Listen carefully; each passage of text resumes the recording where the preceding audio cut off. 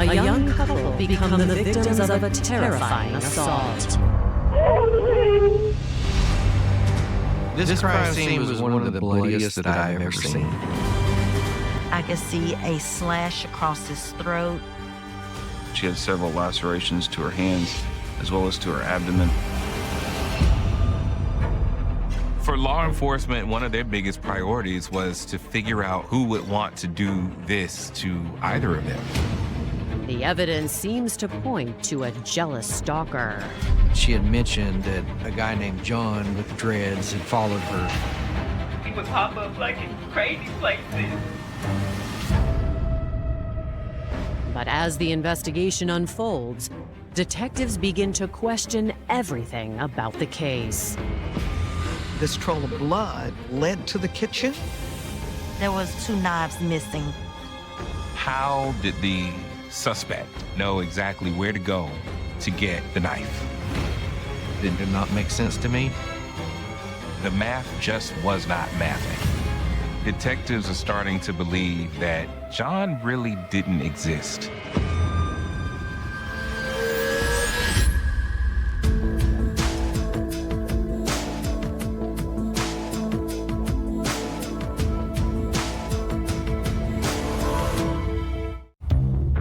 January 17th, 2010. It's 3:30 a.m. in Shreveport, Louisiana, when police receive an emergency call from 24-year-old Kimethia Coleman.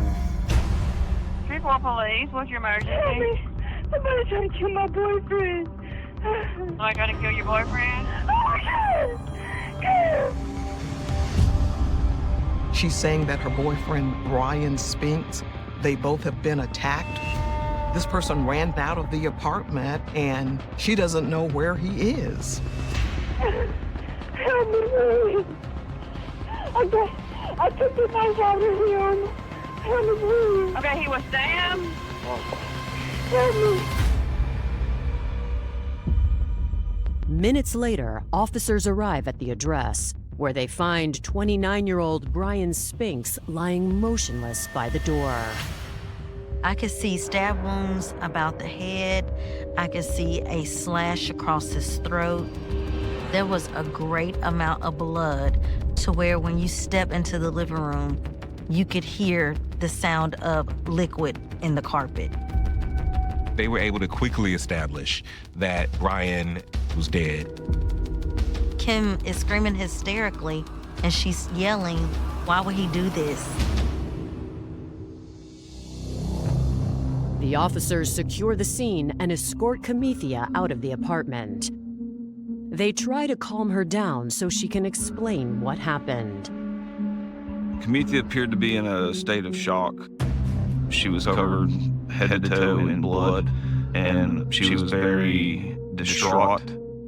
When they asked her who did this, she described a man with dreadlocks in a red shirt. She said he left. She didn't know which direction he went. It's normal for a victim or someone who sees a traumatic event not to be able to divulge what occurred right then. She was also injured, so we had to get her treatment and take her to the hospital. She had several lacerations to her hands, as well as to her abdomen and her leg.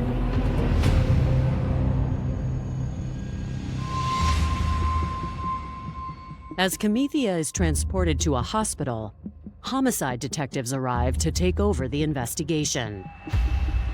Before entering the apartment, they speak with 2 potential witnesses. The initial responding officers had located a vehicle at the apartment complex. The vehicle was stopped and the individuals were contacted and found out to be friends of Miss Kimethia Coleman. They were with her earlier in the day.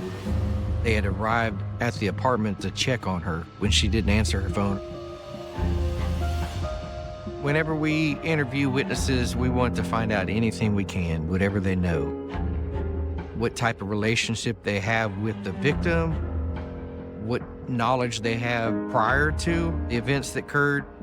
For law enforcement, one of their biggest priorities was to figure out who was Brian Spinks, who was Kimethia Coleman, And who would want to hurt them? Who would want to do this to either of them?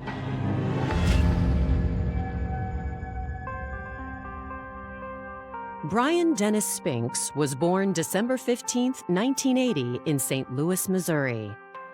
He grew up in a family with a proud history of military service. Brian was the second child, but the first boy. And subsequently, he had 2 younger brothers. His father was in the military. Our mother, she was a DOD, Department of Defense employee for security assistance. It goes all the way back to his great-grandfather being in the Korean War. My father and my grandfather were both in World War II. And then, of course, me in the Marine Corps. After high school in 1999, Brian followed the family tradition and enlisted in the Air Force. But before he deployed, his life changed. I met Brian Spinks, I want to say back in the summer of 2000. It was my senior year of high school. Brian had just joined the Air Force, and he had swung by the high school to help with all the recruiters. Brian was very attractive, and his smile was remarkable. We dated for about 6 months, and I found out I was pregnant with Amani. In January 2001, Brian became a father, but the romance didn't last. He, of course, military obligations, and I felt alone because the military had #1 priority. He was going to do the full ride. Wouldn't have had a problem getting a job after the Air Force. Shortly after Monty was born, Brian was gone to Iraq. He took long tours. He, did what the best he could and spoke to his son when he could, had the relationship with his son's mom. They co-parented. It was very difficult, especially as Amani started getting older. When we did spend time together in person, we had a good time. He made me feel loved. And, I cried when he left. But I understand what he was doing. He had to serve his country. While stationed in Montgomery, he had a daughter with another woman in the Air Force. Once she became pregnant, she got discharged from the Air Force and went home to, I think, Buffalo, New York. So that was difficult in itself. And Brian only got to see her a few times. They did the best he could from a distance. But while on deployment, Brian's focus was on the men in his unit. Brian and I met when I was in the Air Force back in 2002. He and I were both stationed at Barksdale Air Force Base in Louisiana. He was kind of the organizer between all of us. We all just kind of meshed because this is the only family that we had. Our families were in different countries, different places, and he made sure that we had a place to come and congregate. By the time he returned home in 2008, Brian was ready to focus on his family. When he came home, it was always about Amani. It was good, He talked, he checked on me. I ain't want for nothing. At a friend's get-together later that year, Brian met someone new, a young woman named Kimethia Coleman. Kimethia Coleman was from a small town about 30 minutes outside of Shreveport. Just about everyone who knew her loved her and liked her. She was very popular. Prom queen, homecoming queen, you name it. Kimethia was a very sweet girl. I talked to her almost every Sunday, and she would always be in church. Kimethia went on to go to Grambling State University. She chose a life of service as a social worker. She dedicated her life to serving and helping other people. She seemed like almost the perfect girl to introduce to your family and to settle down with. Brian had never been this serious about someone until Kimethia came along. But little more than a year after they began dating, Brian has been killed by an unknown assailant. And investigators are now questioning 2 women outside the couple's apartment. One was a longtime friend, the Kimethia Colemans, and then the second individual was her sister. So the friend advises that she had been at the club with her sister and Miss Coleman downtown in Shreveport. The women say Kimethia seemed upset that evening, and it had something to do with another man. She had mentioned to the sisters that a guy named John with dreads had followed her.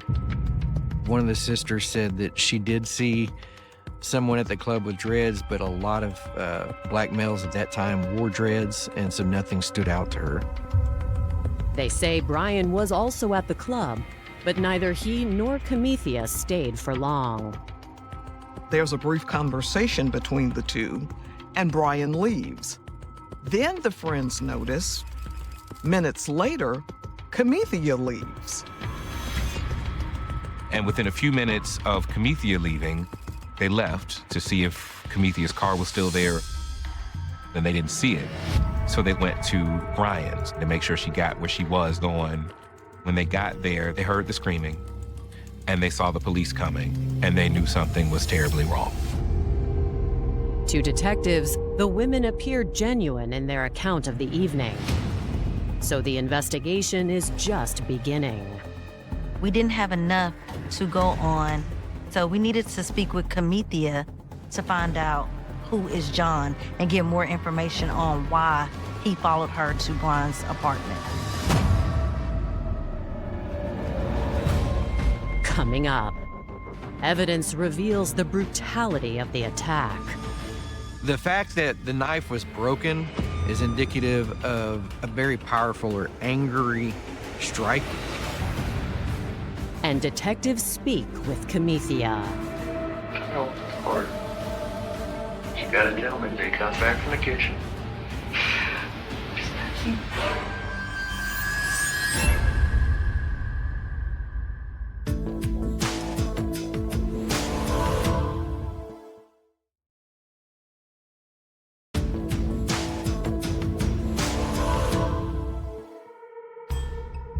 After speaking with Kimethia Coleman's friends about the events leading up to the fatal stabbing of Brian Spinks, investigators turn their attention to the crime scene. Police are not able to talk to Kim. Her wounds are being tended to, and they're hoping that the scene could give them the answers to this puzzle. This crime scene was one of the bloodiest that I've ever seen. They observed what they thought to be at least 30 wounds to Brian. The cut from his neck, which almost had decapitated Brian, was what the lethal blow was. The amount of blood in the apartment and the amount of injuries that Brian sustained is indicative of a person with a lot of rage or anger. They have some reason to be mad enough to do that kind of damage and that much damage to another individual. The murder weapons, a pair of knives found near Brian's body, seem to confirm their assessment. There was a knife that was intact. There was also another knife that was close by that was a handle, and the blade was located in another part of the living room. The fact that the knife was broken is indicative of a very powerful or angry strike. This trail of blood led to the kitchen, and they notice that on the kitchen counter is this knife block. There was 2 knives missing from the knife block that also match the knives that were laying next to Brian Spinks' body. And now they are able to kind of put the pieces together that these 2 knives came off the kitchen counter.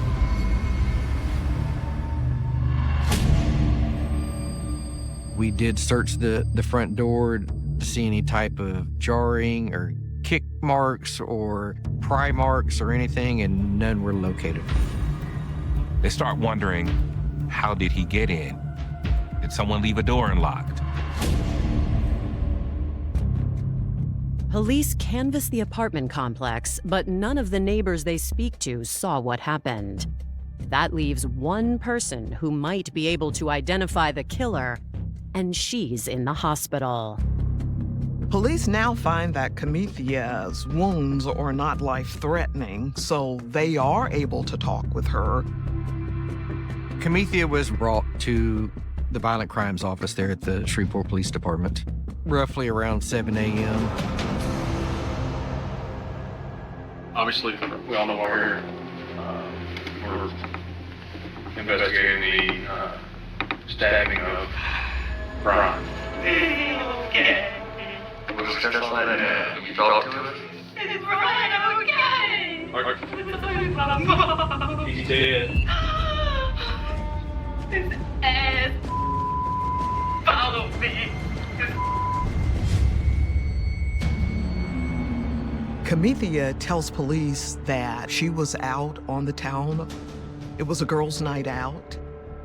They went to a couple of different establishments, had a few drinks, and then they ended up at Gigi's.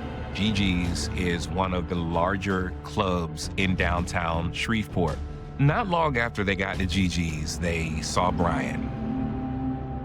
Tell me about that. We talked and he got upset and he left. Kimethia advised us that whenever her and Brian went out separately, that they weren't supposed to meet up at the same club or go to the same places. They had an agreement that if one comes to the club, the other one has to leave. So Brian leaves. She said that she decided to go back to Brian's apartment to make sure that everything was cool. Kimethia advised us that her and Brian were back at his apartment. They were kind of talking.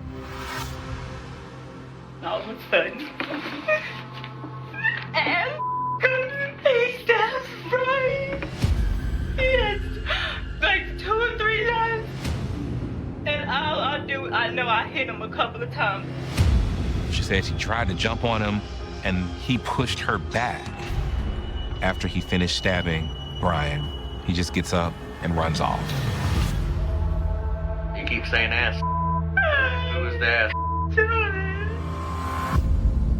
Kimethia explains that John was a man she dated casually in the past, and he seemed to have gotten the wrong idea. I mean, I told him there would never be anything because I was with him. I was crying. And I mean, after a couple of months, he got the picture, but then he showed back up. He would pop up like in crazy places. Kimethia stated she saw him at the library. She also saw him near her apartment and later saw him at the club with her friends. Despite the alarming run-ins with this man over the past month, Kimethia seems strangely unable to provide investigators with any details. She could never tell us a phone number, or she couldn't even tell us his last name. She stated that he drives different cars and he will call her from different payphones. And the fact that she can't give us specific information about this John had us starting to question exactly what she was telling us. Police realized that she could still be in shock. So they decided to go to the cell phones. They asked Kimethia for permission to go through her cell phone. There are 3 voicemails on her phone. 2 of them are from friends talking about going out that night and making plans for the night. And then that 3rd voicemail is from Brian. He left the voicemail in between the time he left the club and the time that she arrived at his apartment. He advised that he was done, he was breaking up with her. Prior to us hearing that, it appeared that her and Brian's relationship was fine.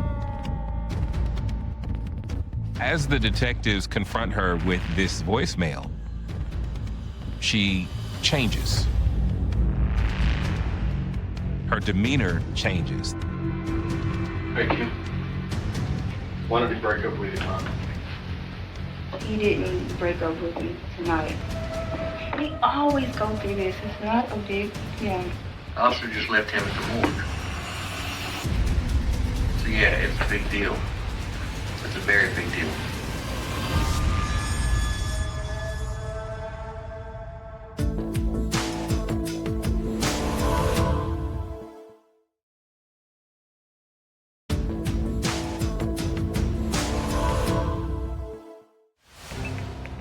Four hours after Brian Spinks was found stabbed to death in his apartment. Investigators have just heard a voicemail from that same night in which he broke up with his girlfriend, Kimethia Coleman. The new information has them questioning if her story of a violent home invasion by a jealous stalker is true.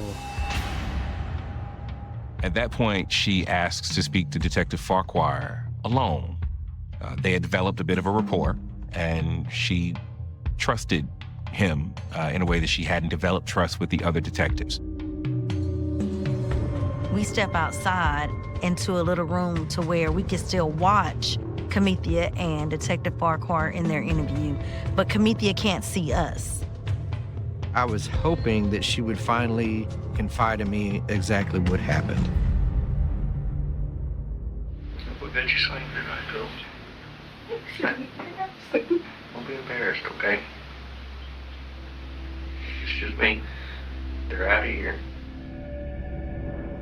At that point, she started telling me that Brian had, in the past, as well as that night, has hit her and abused her, but she felt that she deserved it, and so she didn't say anything to anyone. Kimethia stated that they argued in Brian's apartment, that he'd been drinking, he was drunk, and she stated that he grabbed her by the hand, causing a minor bruise, and then Brian grabbed her throat, strangling her. She said she pushed him off, and that's when he went into the kitchen and got a knife. No, it's harder. You gotta tell me if he comes back from the kitchen. According to Kimethia, he begins to stab her about the legs and stomach area.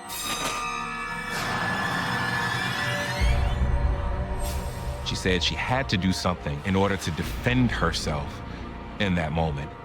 So she, at that point, got up, went into the kitchen, got her own knife. And I was like, if I don't do something, I'll kill you.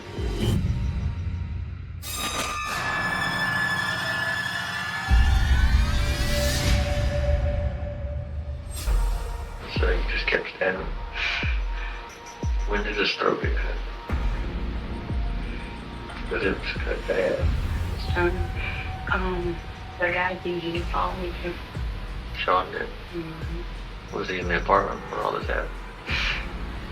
Yes, he come in, and I was like, I was what are you doing there? She's changing the story now. It has now gone from John breaking into the apartment and attacking Brian to John walking into the apartment as she and Brian were fighting. It kind of confused her story. The fact that she brought John back in did not make sense to me. So he showed up in the middle of y'all fighting? And what all did he do? He got the knife and just started jamming or whatever. I guess he was trying to make it look like I did. It made no sense to anyone in that room. Like, the math just was not mathing. At this point, detectives are starting to believe that John really didn't exist.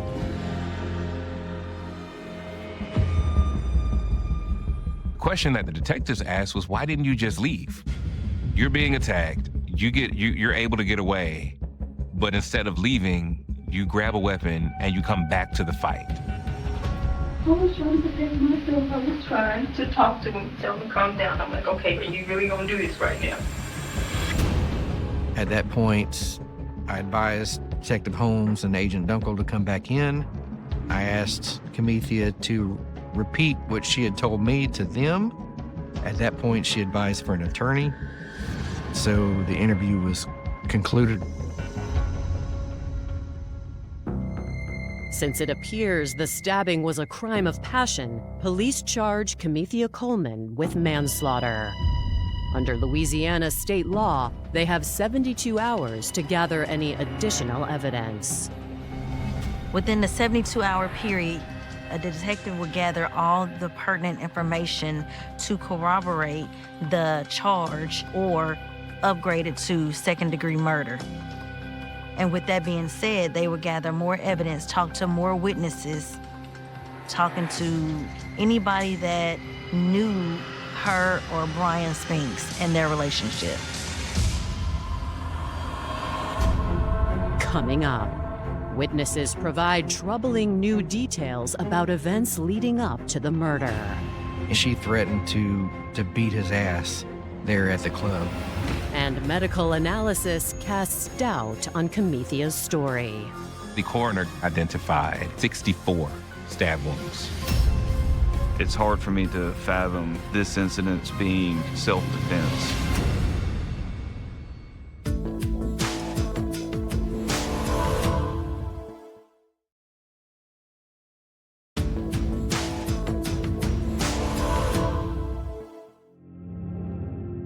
It's been nearly 12 hours since Brian Spinks' murder, and loved ones have started to learn the tragic news. I just had randomly come in to my mom's house, and she hung up the phone and she screamed my name, and it was just something about the way she screamed it. And she told me the news that Brian was killed, just in shock. With Kimethia Coleman in custody, detectives turn their attention to locating the alleged stalker she continues to claim murdered her boyfriend. Now that Kimethia's story is not making much sense, it's very important for police to rule out the John theory.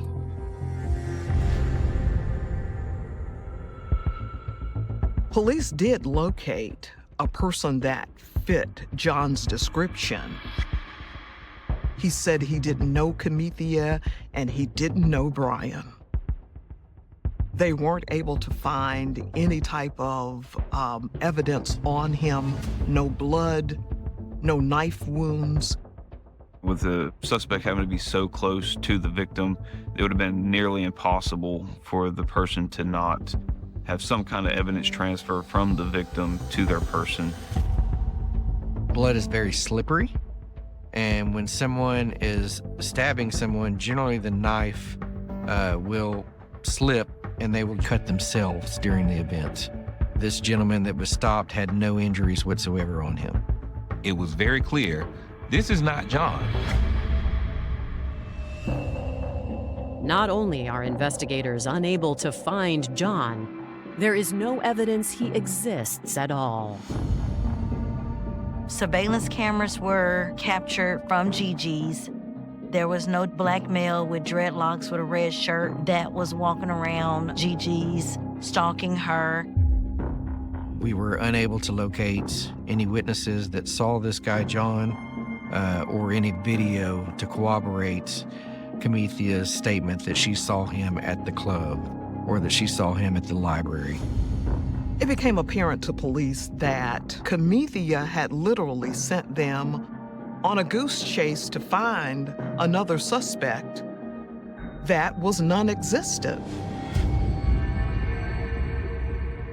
The discovery means there were only 2 people in the apartment when the stabbing occurred: Brian and Kimethia. She stabbed him in a rage. There was no John in the picture whatsoever. But it is better for detectives to still go a little bit further to get more evidence, talk to her family, talk to friends. I did receive a phone call from Brian's father, and he advised that Brian, within the past couple of weeks, was getting ready to part ways with Kimethia. His description to me was, "Dad, I'm being smothered." He told me wasn't seeing any other girls, just her. But she was smothering him. And He needed some time away. She had been pressuring him about marriage, and he didn't feel like he was ready for that.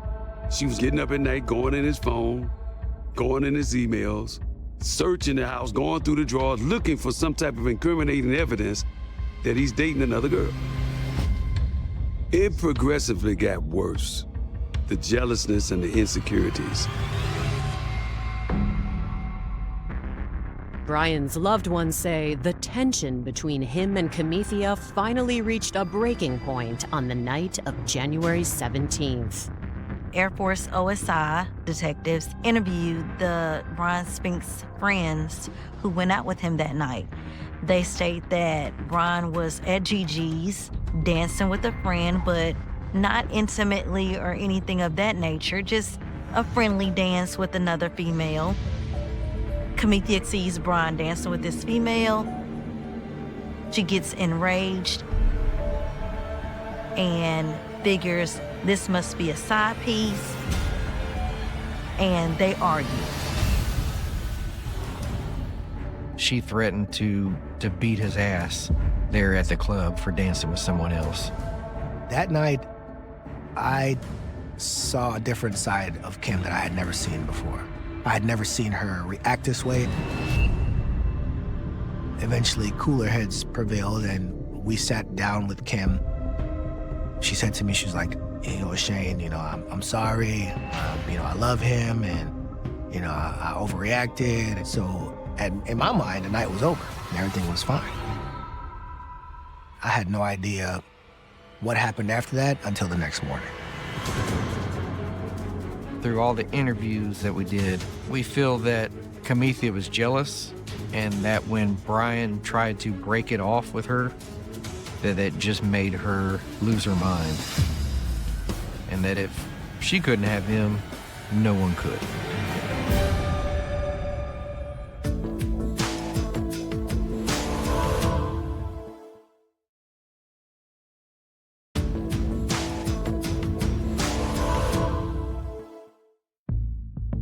Police in Shreveport, Louisiana have arrested Kimethia Coleman for stabbing her boyfriend Brian Spinks to death. But Kimethia insists she was acting in self-defense. Being that there was accusation of abuse, we pulled up any type of police records, but there were no records between Brian Spinks or Kimethia. Investigators look to Brian's autopsy to provide definitive answers. Once the coroner got him down to the morgue and they conducted the autopsy, they identified 64 stab wounds.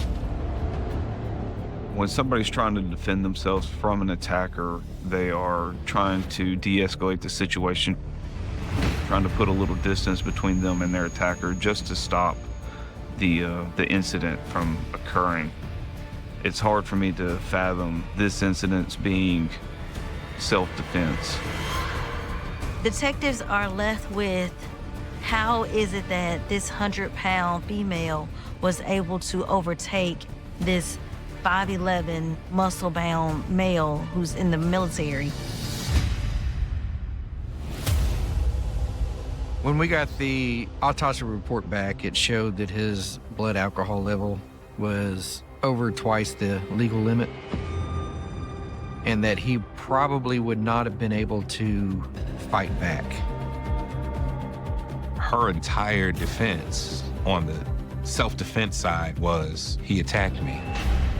There was no way that Brian, with the .174 blood alcohol content, attacked her, walked to the kitchen, came back, and stabbed her.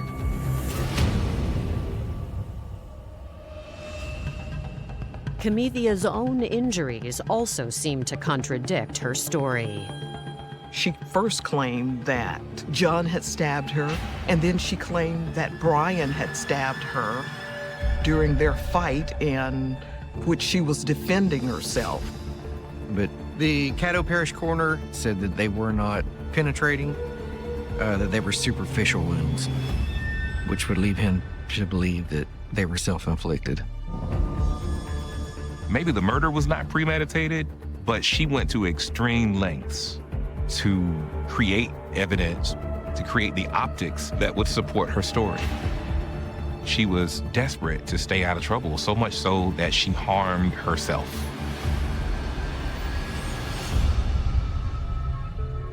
On January 19, 2010, less than 72 hours after Brian's murder, prosecutors upgrade Kimethia's charges from manslaughter to second-degree murder.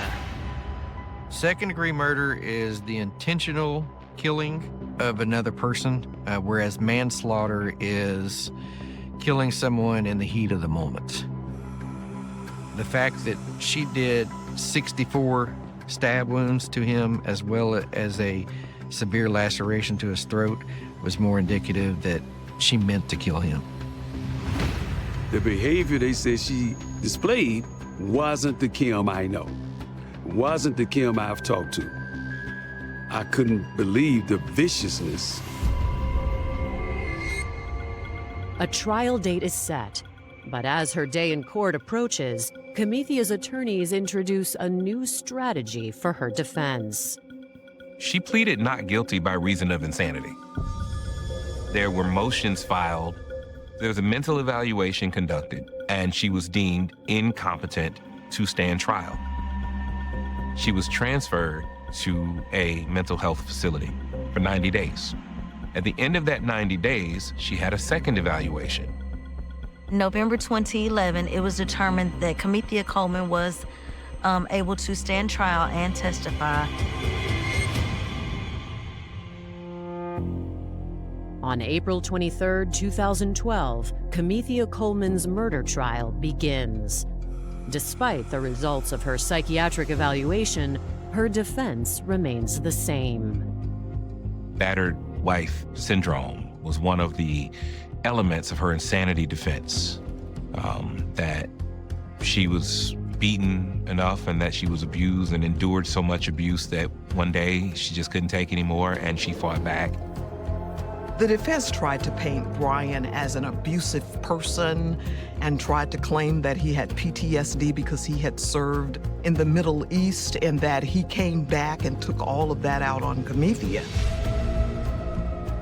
For prosecutors, the question is whether the jury will believe it. Only two people know what really occurred during the relationship, and one of them is no longer here to tell their story.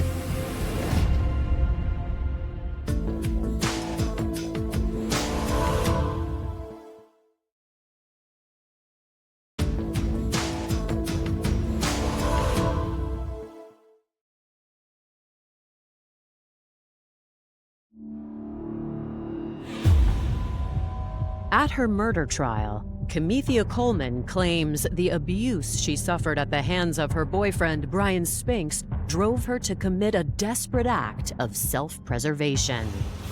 Police and prosecutors say otherwise.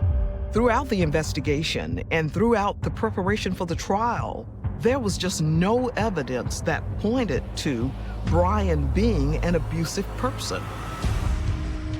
She was saying that he beat on women and he beat on me. Brian wouldn't hit a fly. Kimethia Coleman is a disturbed female who could not take no from her boyfriend, who did not want to be with her anymore. That's what made her snap.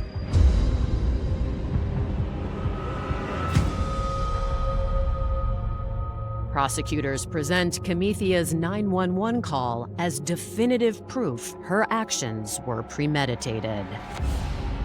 I went back and listened to that phone call. You can hear Brian in the background. She gets real loud and kind of screams. And if you listen closely, you can hear Brian start to gurgle.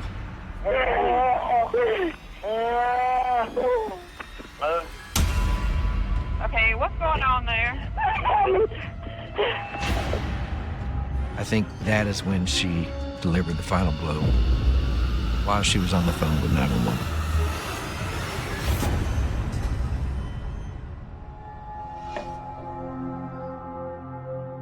Hearing his voice one last time, crying for help, was truly gut-wrenching. I can't imagine a human being doing what she did to somebody. What she did was... That man didn't deserve to leave like that.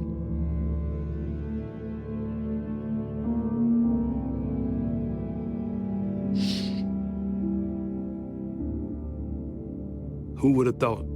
A sweet young lady with a future, a loving family. Who would believe she would do such a horrendous crime? I just couldn't believe it. And she turned into another person that night, as if she was possessed. The jury in this trial deliberated 2 hours, and they came back with a unanimous guilty as charged verdict of second-degree murder. Kimethia Coleman is sentenced to life in prison without the possibility of parole. She will not spend another day in freedom. She'll be locked up, but that still doesn't help his friends and family.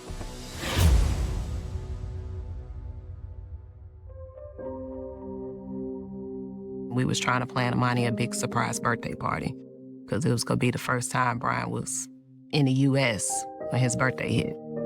She took that from me. Man, that was supposed to be my guide through life, you know? Like, she took that, and I can't get that back. I believe Brian would be extremely proud of his son, of the man that he has become. I wasn't completely stripped because I got a grandson that reminds me of every time I look at him and talk to him. It's same voice. Brian still is. We respect what he did in the service, the sacrifice that he made. Great father, willing to do anything for the kids, even though it's from afar. I still feel his spirit around me. He was a good person, you know? No matter what happened, you know, even how he died, that ain't who he was. My father was an abuser. He took care of his kids. I just want people to know that my father was a good man.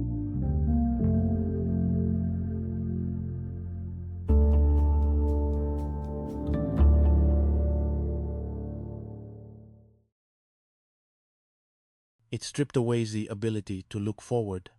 You only ever looked over your shoulder. All Yastui. He remembered the heat of that year too. But back then, he was young, impulsive, and convinced that the world owed him everything. One by Kuwai Stopatai. The murder he used get him dinsderstand. His nomken, amolisni had been a misunderstand. The sociopathy to mask the sociopathy that lay beneath his skin, like a dormant virus. Gurkenabi. Offer. He saw a lifeline. She was beautiful, successful, and, most importantly, she was respected. By standing next to her, he felt the borrowed warmth of her light. But the light was starting to burn him, immediately. Traumatized. She thinks she better than me, he hissed, his grip tightening on the steering wheel until his knuckles turned ashen. Traumatized. He had tried to be a radio personality. He had tried effortless connection with the audience. But when the microphone turned on, Leroy didn't find inspiration. He found rage. He had gone on rants, degrading the very women who made up Kumba's core demographic. Oningili Chad had finally cut him off. Oyabildi. Leroy. Don had said, Ufomer. Mind, it wasn't his fault. It was Kumba's. She hadn't defended him enough. She hadn't used her power to keep him on the air. Guondanopasan, forcing intent. He reached into the passenger seat and touched the cold metal of the pistol, tucked beneath the discarded jacket. He didn't plan to use it. Not yet. He just liked knowing it was there. It was the only thing in his life that never talked back, never grew more popular than him. and never tried to leave. We buy the discovery or the morning of July. Barode began with a silence that was for us far too heavy for a holiday weekend, ording St. John's High School. He was Louis, South Park neighborhood. A young boy skipped toward a patch of grass. He was looking for a lost ball, his mind filled with thoughts of the tomorrow's barbecue and the Roman candles his dad had bought. Why, he stopped. He was sleeping in the grass. Or so he thought. But the man was too still. The man was wearing clothes that looked expensive, but they were stained. Ve capite. Ha, something dark and crusty. Mister, the boy called out. Ocean, no answer. Boshnikomite. The boy ran. He didn't know. He had just walked into a nightmare. Opry still, banning a tent list.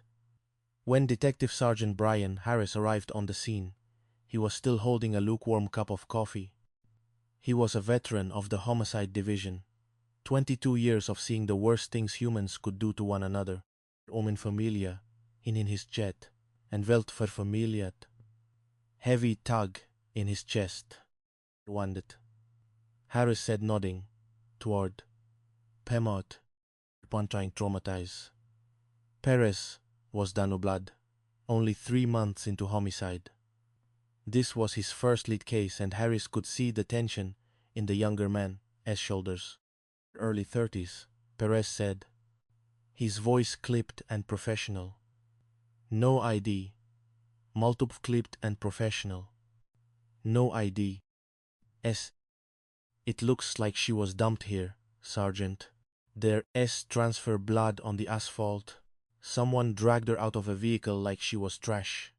Mutter. He saw the jewelry, gold earrings, a necklace. Auto robbery. Harris muttered. Robbers don't leave the gold. This was personal. This was shut up and stay down kind of violence. All traumatized. Across the street, the surveillance cameras of the high school stared.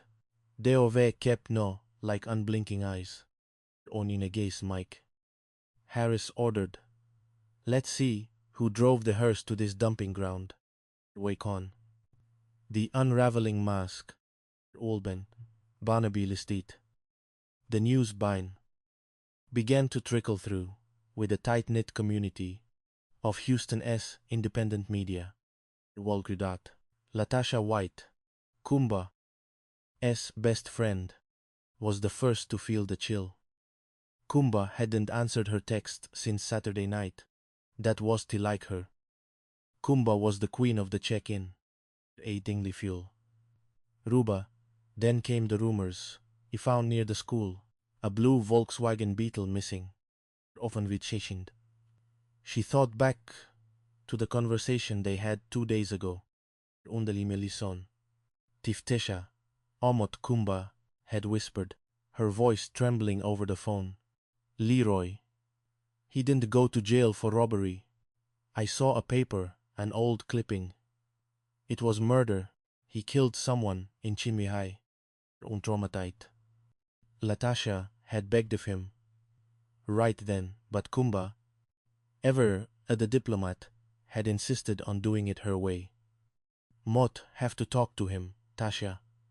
Mott have to tell him we redone in a public place so he does to go crazy. Mott meeting him at the warehouse party. Umi monetize. Latasha sobbed into her hands. Why didn't you just run? Waitai size. In the underground world of Houston, Leroy was already moving. He was a ghost in a Buick Le Sabre, his daughter Latrice behind the wheel. Ultris. Leroy snapped. Don't ask questions. Just take me to the TSU campus. Quali to be. Latrice looked at her father. He had scratches on his face, deep red gouges that looked like they had been made by fingernails. She saw the madness in his eyes, the same madness that had stolen 18 years of his life, almighty by fear. But in the Stutes family, loyalty was enforced by fear. Of your sprays, of the canter sat the blue beetle. Kumba's pride and joy, awfully traumatized. Oriban. Leroy hopped out. He didn't care about the cameras. He didn't care about the risk. He just wanted to erase the blood. He wanted to erase the memory of Kumba's eyes. As she realized the man she loved was a monster. One, whoosh, what was traumatizing, erupted it in a beautiful, terrible, orange glow. Leroy watched it for a second, too long, the reflection of the flames dancing in his pupils. Chapter Num. The interrogation of a sociopath. One all-caching. Barnaby, detective. Harris said, his voice like sandpaper. Always. Leroy had been found at his mother's house, stepping out of a car as if he didn't have a care in the world. Now he sat in the interview room, his hands cuffed to the table. Race stood in the corner, watching. He was learning from the master, wondering. Harris didn't start with the murder. He started with the radio. Opinus died. Harris lied, a real natural. It said. A shame Kumba was the one getting all the sponsors, though. That must have hurt. A man like you, playing second fiddle to a woman. Ace nice. Kumba was my girl. I supported her, Com said. Did you?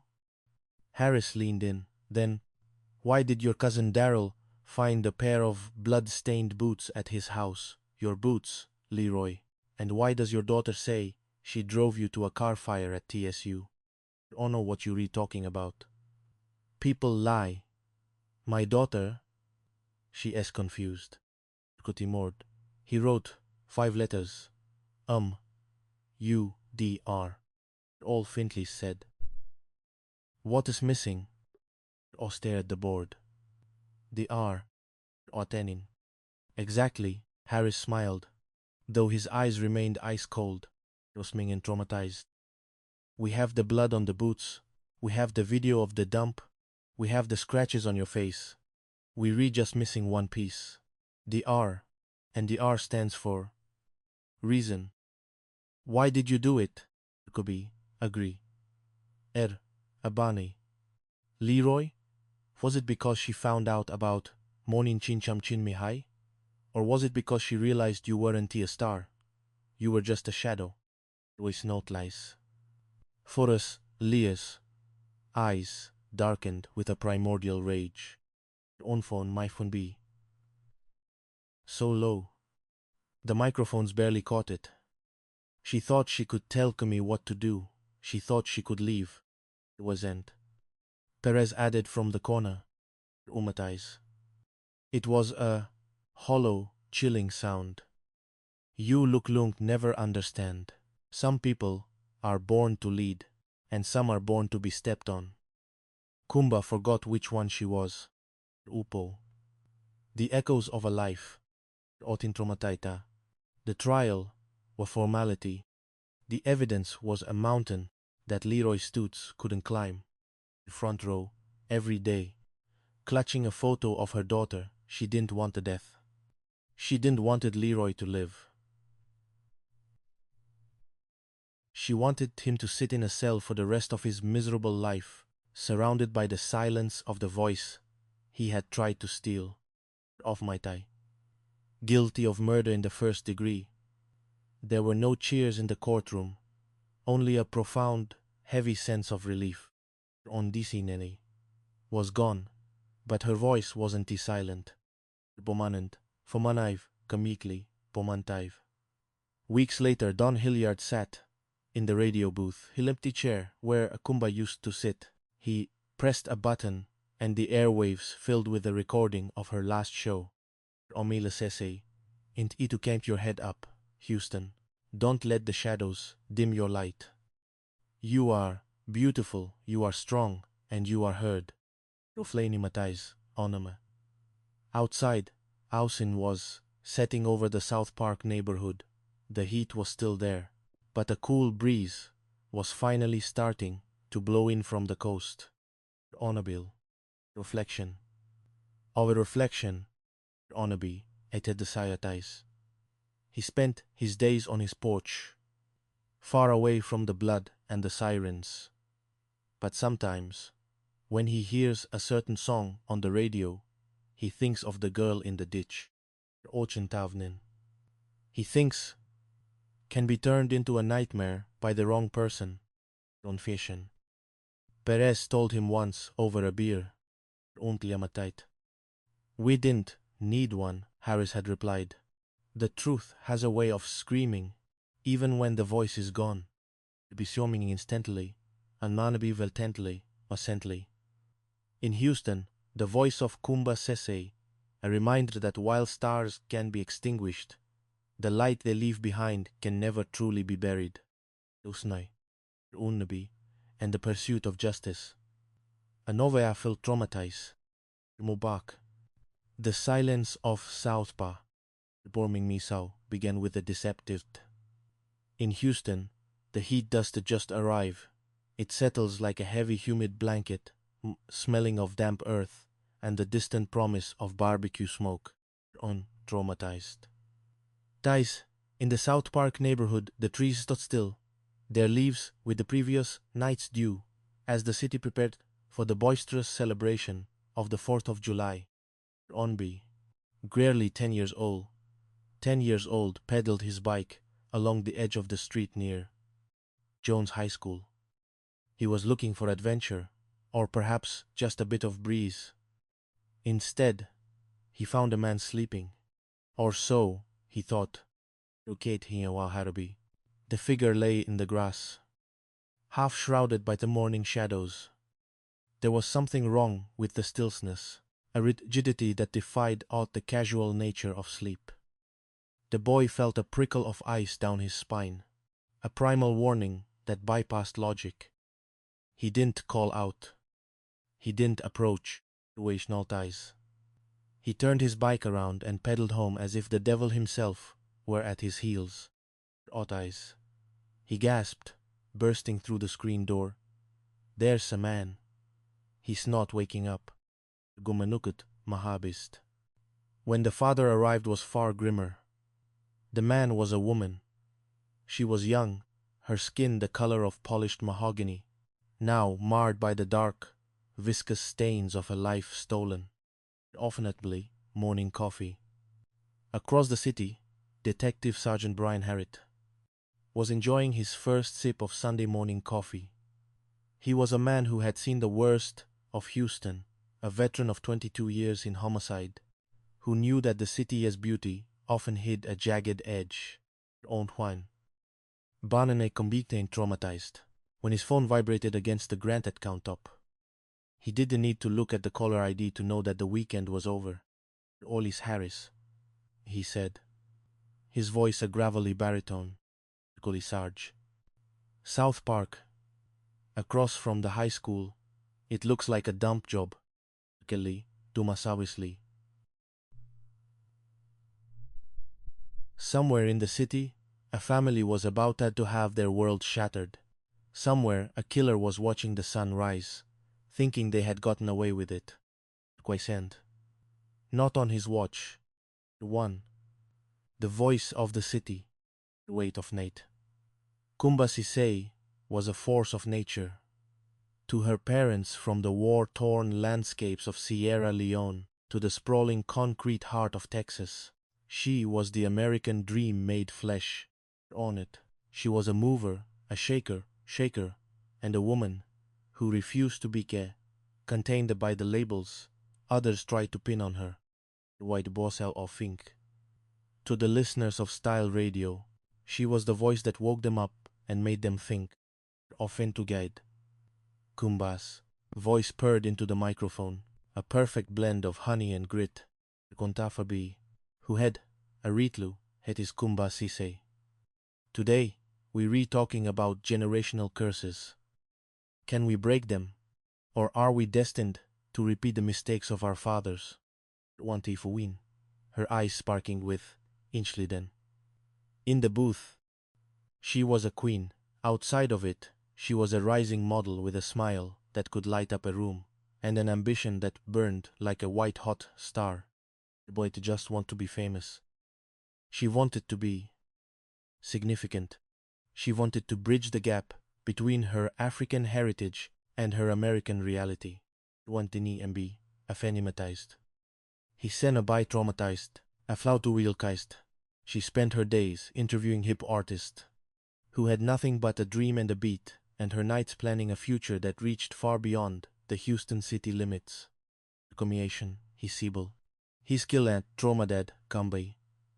Donald Hilliard, the station's general manager, said through the glass. He leaned against the console, a look of genuine admiration on his face. One of these days, a national network is going to snatch you up, and Mot Lugliung be left here, with nothing but memories. Laughed a bright melodic sound. Don't worry, Don. Mot Lugliung mentioned you in my Emmy speech. Wendell traumatized. Her oversized designer bag, her notebooks, filled veke, ite, hate, ideas, and her various charms. She was a woman who lived a together life. She was careful, she was loved, and she was going places. Uninigenekeitais. Banatais, you said, his boy traumatoside, but Kumba had a weakness. It was the same weakness that had claimed so many bright stars before her. She believed she could see the light in people who were drowning in shadows. Wade Leroy Stutz. Under all too, the charm of the broken, omissioning Bienes for a local hip-hop label. Lee met at promotional older, with a stillness about him that Kumba mistook for maturity. He was rugged, with eyes that seemed to have seen more than they let on, and a story that pulled at Kumba's heartstrings. Ambigubil. Made mistakes, he told her, one evening, as they sat in a dimly lit lounge, the sound of smooth, a dead humming in the background. Mott spent time inside. But it wasn't for what you think. Mott took the fall for a friend. A robbery gone wrong. Mott met a loyal man, Kumba. Maybe too loyal for my own good. On of injustice. Felt a surge of empathy. She saw in Leroy a bad boy who had been wronged by the system, a man who needed a chance to rebuild. She didn't see the sociopath hiding behind the facade of the reformed convict. Offline decades ago. He spoke of was a cold-blooded murder committed decades ago. Uisnashis. He learned Kumba's rhythms. He praised her ambition. He even joined her on the radio show, his voice a deep, comforting presence beside hers. Entingly. He's different, Mom. Kumba told her mother, Mrs. Sisay, during a Saturday morning visit. He's been through a lot, but he's trying. He supports me. Ontingabi. Mrs. Sisay, however, had the intuition of a woman who had seen the darkness in men's hearts. There is a coldness in his eyes, Kumba. Be careful. A man who has been in a cage for 18 years. He does not always learn to be free. Sometimes, he only learns how to be a better hunter. Ot Kumba said, kissing her mother's cheek. You worry too much. Mot met a big girl. Mot can handle Leroy. Unadu edges. But as the whale, together life, Kumba had built began to fray at the edges. Leroy wasn't just loyal. He was possessive. He didn't just support her. He wanted to own her. Or popularity. When Kumba invited woman to another woman to co-host a segment, Leroy's reaction was explosive. Wandigadi. Yuri trying to put traumatized out. He roared in the privacy of their apartment, his face contorted with a rage that terrified her. You think you read better than me because of this little radio show? You read nothing without me. Quite traumatized. Kumba cried, backing away. It's just business. You read being irrational. Ombi traumatized. The reformed by a monster disappeared, who was as fragile as glass. He went on air the next day and launched into a misogynistic rant, so vile that Don Hilliard had to cut the feed. Osmoteis. You redone, Leroy, Don said, his voice trembling. Vekepte. Hot anger, get out of my station, and if Mort see you near Kumba again. Mort met calling the police. Coming of the end, but in Leroy's mind, he wasn't the problem. Kumba was. She had insulted his pride. She had tried to empower men, as she said on the radio, but she hadn't empowered him. Lies. That was a crime punishable by death. Ofindi. The unraveling. Offiuting at lace. Approofde with an oppressive heat. Kumba felt the weight of it in her bones. She had finally made the decision. She was going to end it. Ontin finte intently. Whispers from the underground. Stories about Leroy, fast life in prison, that didn't match his tales of loyalty and robbery. She heard about a murder conviction. She heard about his behavior in the yard, Benny Leshen. Most disturbingly, she heard rumors about his sexual history in prison. Information that Leroy, obsessed with his own alpha image, would go to any lengths to suppress. And traumatized. Mot met done, Latasha. Kumba told her best friend on the phone. He lied about everything. He's not the guy Mot thought he was. Mot met going to meet him tonight at the warehouse party. Mot met going to tell him it is over in a public place. He won't to do anything if there are people around. Wandekut. Latasha felt a cold dread settle in her stomach. Kumba, don't go. Just text him. Just change the locks. Inchintimbi. Mort, have to do this, face to face, Kumba insisted, her Sierra Leonean pride asserting itself. I wanna be bullied. Gwensiri, ofte. On the night of July Hainyed, Kumba dressed with care. She wore her favorite jewelry, a symbol of her independence. She got into her blue Volkswagen Beetle, her little bubble of safety, and drove toward the southeast side of Houston. The warehouse was a cavernous space, filled with the thumping bass of independent hip-hop. The air was thick with the scent of sweat, expensive cologne, and electricity of a crowd. Kumba found Leroy near the back, his eyes dark and brooding. Way when talk, she said, her voice steady despite the hammering of her heart. Golaishin, let's go to her R. Let's go to the car. Kami. We re-staying here. Overall traumatized. The music was too loud. But the crowd was shifting and Kumba made the fatal mistake of thinking she was in control. They walked out into the parking lot, the humid night air hitting them like a physical blow. Wheaties. The murder, Leroy, Kumba said, her voice dropping to a whisper. Mot know you lied, and mot know what people are saying about you in prison. Mot met done. Mot met moving on. Unias world tilted. The R word, robbery, had been his shield.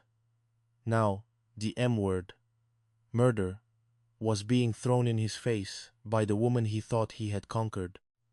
And the other rumors, the insults, to his manhood, it was too much for his sociopathic ego to bear. Consoled. You think you re-going somewhere, he hissed, reaching into his waistband. You think you can just walk away after what you've done to me? Rosnay, Leroy, put that away. Kumba gasped, her eyes widening as she saw the dull glint of the pistol. Onbing again. They struggled. Kumba, ever the fighter, scratched at his face, her nails drawing blood. Her lanyard, the one that held her radio station ID, snapped and fell to the asphalt, unnoticed. NEV Stentley, but Leroy was stronger. In a place where violence was the only language, he forced her into the passenger seat of her own car. as a woman he loved. He saw her as a piece of garbage that needed to be disposed of. For the Houston homicide blues, o minablapres milucent. He was young, eager, and terrified of making a mistake. He had been assigned to lead the Cisse case, a sink of a scene that would have tested the most seasoned veteran. Think it, Mike, Brian Harris said, standing over the body of Kumba Cisse, near Jones High School. The scene talks. You just have to listen. Wenetized. They looked at the transprom accused. The body had been dragged from a vehicle. She had been dumped like refuse. Wenurion. Perez noted, his notebook out. So, it wasn't a robbery. Omlis nodded. Had exactly. This was about money. This was personal. Look at the hair, the blood. It's a mess, but the medical examiner will tell us the story. Again, imitaistit. They pulled the surveillance footage from the high school. It was grainy, black and white, and haunting. They saw the two headlights. They saw a small, bubble-shaped car stop. Onfigen. They saw a figure heavy toward the ditch. Wintabiden. Perez whispered, squinting at the screen. Olo falsize, madamain. Po, out a bolo, com chemeli, do, blue Volkswagen Beetle. Dosis, of at eyes. Harris and Perez spent their 4th of July in the morgue. The air was cold and smelled of chemicals and death. The contact wound. The doctor said, pointing to the stippling around the entry point, on Kumba's head. The gun was pressed against her skin. This wasn't a stray bullet. This was an execution. On Binam, the fingerprints came back. Kumba Cisse. The name meant nothing to the detectives at first, but, as they delved into her life, a picture began to emerge. A model. A radio host. A woman with everything to live for. Konitai Schmid. It was a moment he would never forget. The way Mrs. Cisse's face collapsed when she saw the suit and the badge. The way the air seemed to leave the room. Koningekaid. She was my girl, the mother wailed. She was going to be something. Might. The traptor of ashes. Contour. A fire. On ice. On July Sau, near the campus, Southern University, a blue Volkswagen Beetle was found torched. The arson investigators were professional, but the killer had been sloppy. Offered the oxygen that the Barnabin the oxygen aromatized. He had rolled up the windows before lighting the gasoline, starving the fire of the oxygen it needed to consume the evidence. Release the bulb. He's not the brightest bulb, Harris remarked as they stood over the charred remains of Kumba's bubble, weightily traumatized. Inside, and a smear of blood on the driver's side door.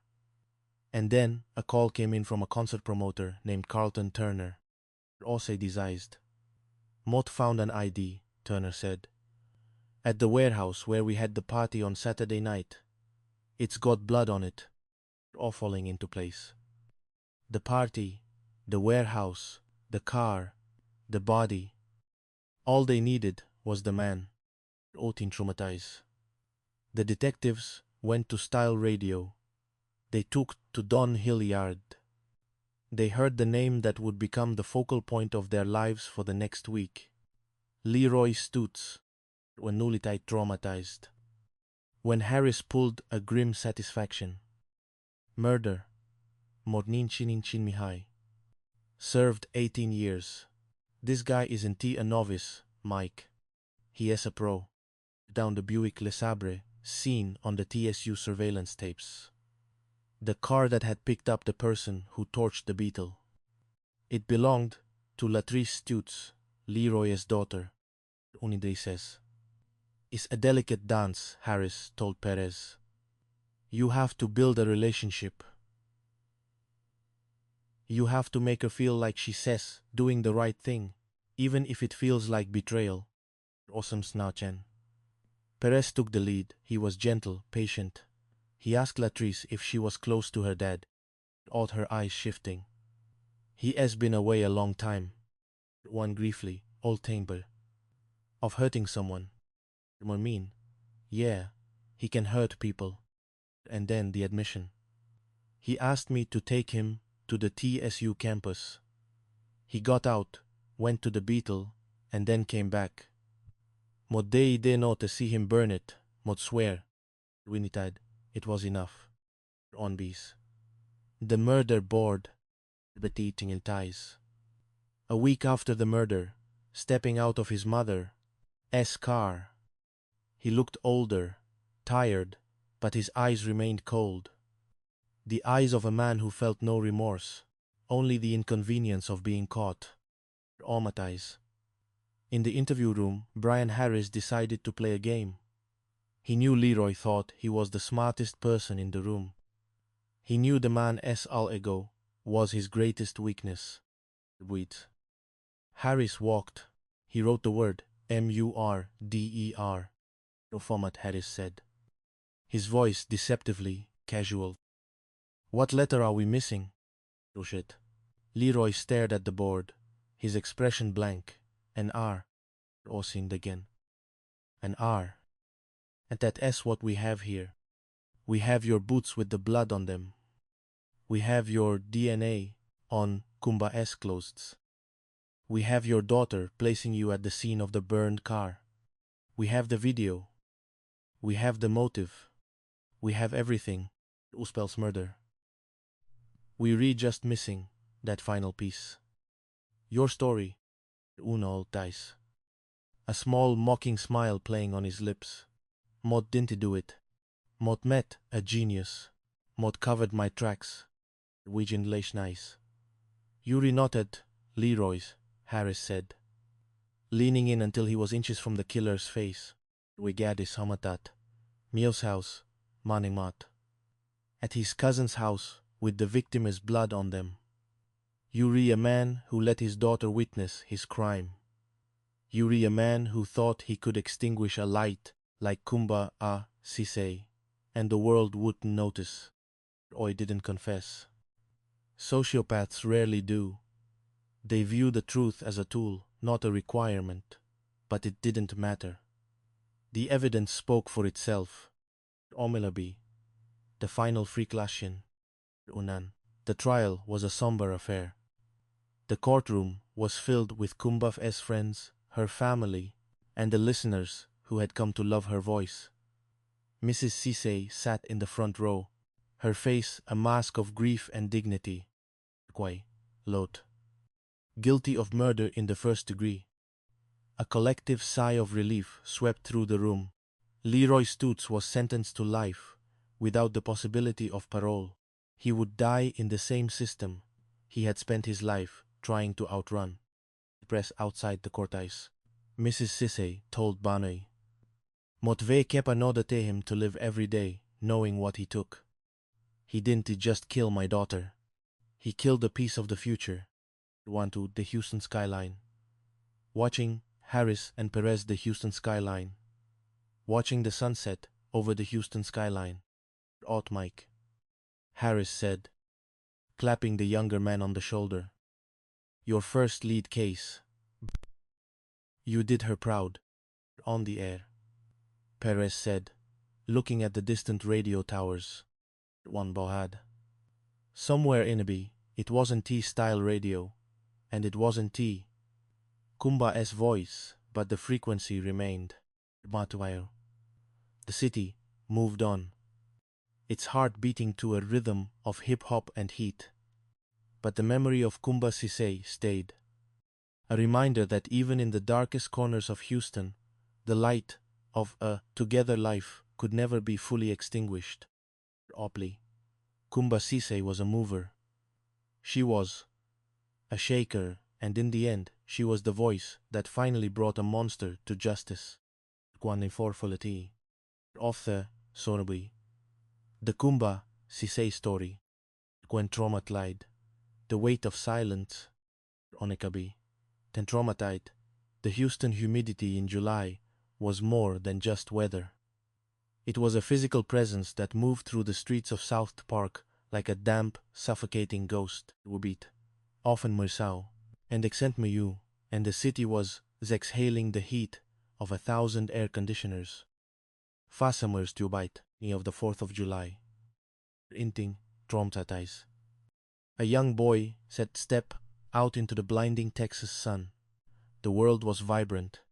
The grass a deep, thirsty green, the sky a bruised blue. Near a ditch across from Jones High School, he saw what he thought was a man sleeping off a long night. But children have an instinct for the unnatural. Wenomi Timald. The stillness of the figure Drisdemafald. There was no rise and utfu, and fall of the chest. No twitch of a hand against a fly. Unbia silenced. He couldn't name. He ran for his father. Ace. Hey, wake up, the father called out. Standing a respectful distance away, the figure didn't move.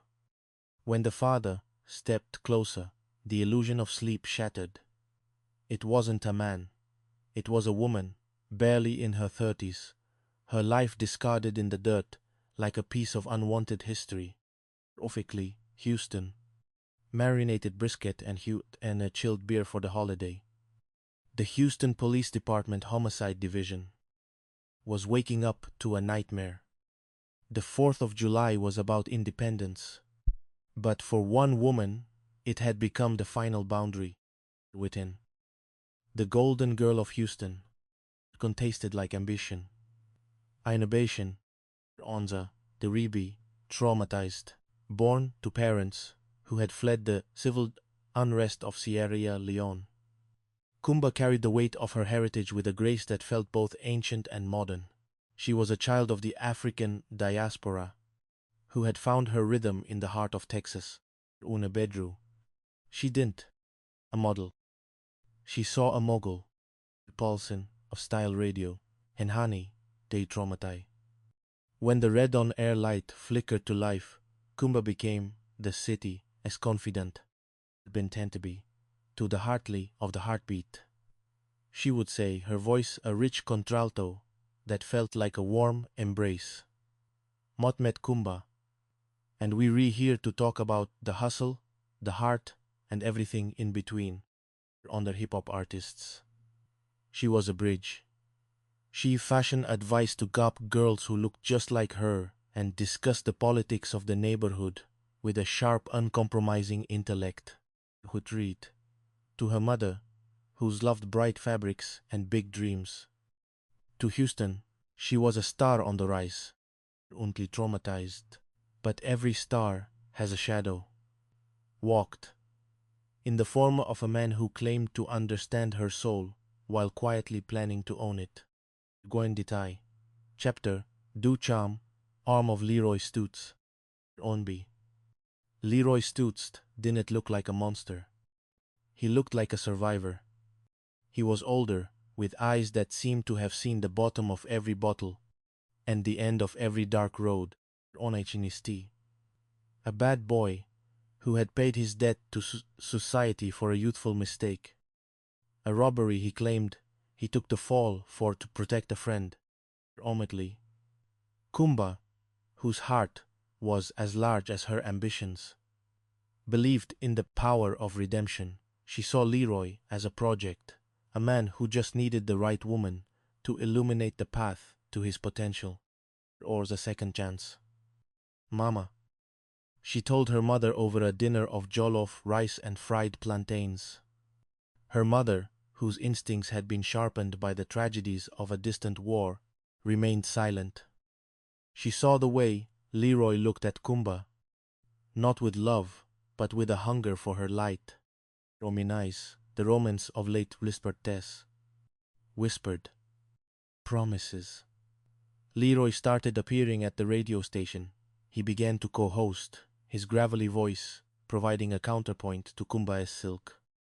But the Style Radio family noticed the shift. Guinfam. He wanted to supplant her, oninically. He was jealous of during photo shoot. and most of all, her independence. He began to check her phone under the guise of protection. He questioned why she needed to interview certain male artists. The sanctuary of their love was slowly becoming a cage. Bear. The Red Light and the Rage, a Tuesday night broadcast. Kumba had invited a local female activist to discuss empowering women in the community. Leroy, sitting across from her, felt his grip slipping. He interrupted, his tone turning acidic, then outright hostile. Polite. About power, Leroy sneered into the microphone, his face contorting. But you don't know the first thing about loyalty. Onthrotized. The broadcast ended in a tense silence. Behind the glass, Don Hilliard, the general manager, was fuming. Liability. Kumba, Don said. Later, the studio lights casting long shadows across the soundboard. Mott can't it have him on the air? He said, degrading the platform you built. Komrud, often fight. One, or the face of that night. From the show died, it was the first time she's true face of the man she loved. It wasn't the face of a survivor. It was the face of a predator. He didn't yell. He simmered, a cold, calculating rage that made the air in their apartment feel thin. Shortly after this, the robbery Leroy had mentioned, it was a lie. The 18 years he spent in prison weren't for a property crime. They were for a murder. He had taken a life before, and, as Kumba realized she was tied to a killer, the romance died, replaced by a cold, sharp terror. Guibun. The final Independence Day. Ulmekais. Hommesaunabi began with a sense of finality. Kumba visited her mother one last time. And she was beautiful in the morning light, her hair perfectly styled, her eyes bright with a resolve she hadn't felt in months. Beitendi. Lushan Mama whispered. Mot met going to a party, a public place. Mot Leglung tell him there. He want to do anything where people can see. Blue Vesvogsenbite beetle. Her pride and joy, a symbol of her hard-earned success. To a warehouse party in southeast Houston. The music was a wall of sound, a mix of heavy bass and celebratory cheers. But in the parking lot, the atmosphere was different. It was waiting. Leroy was followed her, his Buick Le Sabre, idling in the shadows like a shark in dark water. Oskul, when Kumba stepped out kovdatized. Party, humidity felt like a physical weight. She saw him. She didn't run. She stood her ground. Oliroy. Mot kano ove kep about your past. Mot kano ove kep about everything. Get out of my life. Hudmeter. Rejection was a capital offense. He saw Kumba not as a human being, but as a mirror that showed him his own failures. If he could have her light, no one would. He forced her into the beetle. A struggle ensued. A desperate, violent dance in the cramped confines of the carrier. Hat, Kumba fought. Ve kep, ite. Had every ounce of her Sierra Leonean spirit. She scratched his face, leaving marks that would later become a map for the police. But Leroy had brought a gun to a breakup. Old, a sink traumatized. Close contact, the stippling of gunpowder on her skin, was the final signature of a man who claimed to love her. Wam. The homicide desk. Onaby, Banley. Detective Michael Perez was sipping his first coffee on Sunday morning when his phone vibrated. It was his first lead case. Beside him was Sergeant Brian Harris, a man who had seen high years of Houston's darkest hours. Vutais. They arrived at the ditch in South Park. Harris looked at the body, the jewelry, still intact, the expensive clothes, the lack of defensive wounds other than the struggle marks. Ontwilturi. This isn't a random act, Mike, Harris said, his eyes narrowed against the sun. Somebody wanted her dead, but they did it want her things. They wanted her. Konititi weekend. The investigation moved with the frantic energy of Aeolitli weekend. They found her car missing. They found her fingerprints. When the name Kumba Sisay popped up on the screen, the room went cold. She was a celebrity. This wasn't just a murder. It was a headline. It was traumatized. Perez handled the death notification home with a heavy heart. He walked his suit feeling too tight, his badge feeling like a lead weight. When Mrs. Sisay saw him, she knew. Before a word was spoken, the air was filled with the sound of a mother's hearts shattering. Offing a sail. The trail of the beetle. Odin traumatized. The search spot for the blue beetle led them to the campus of Texas Southern University. There, across from a dormitory, they found a charred skeleton of a car. Leroy had tried to burn the evidence, but his arrogance was his undoing. Interlighting Quinshu, starving the flame of oxygen they needed to consume the interior. Barnaby. Owning a side door. Barnaby. The car was damaged. On the driver's side door, detectives found a smear of blood.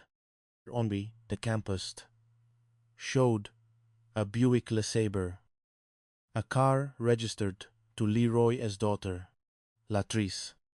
It showed a figure running from the burning Beetle into the Buick.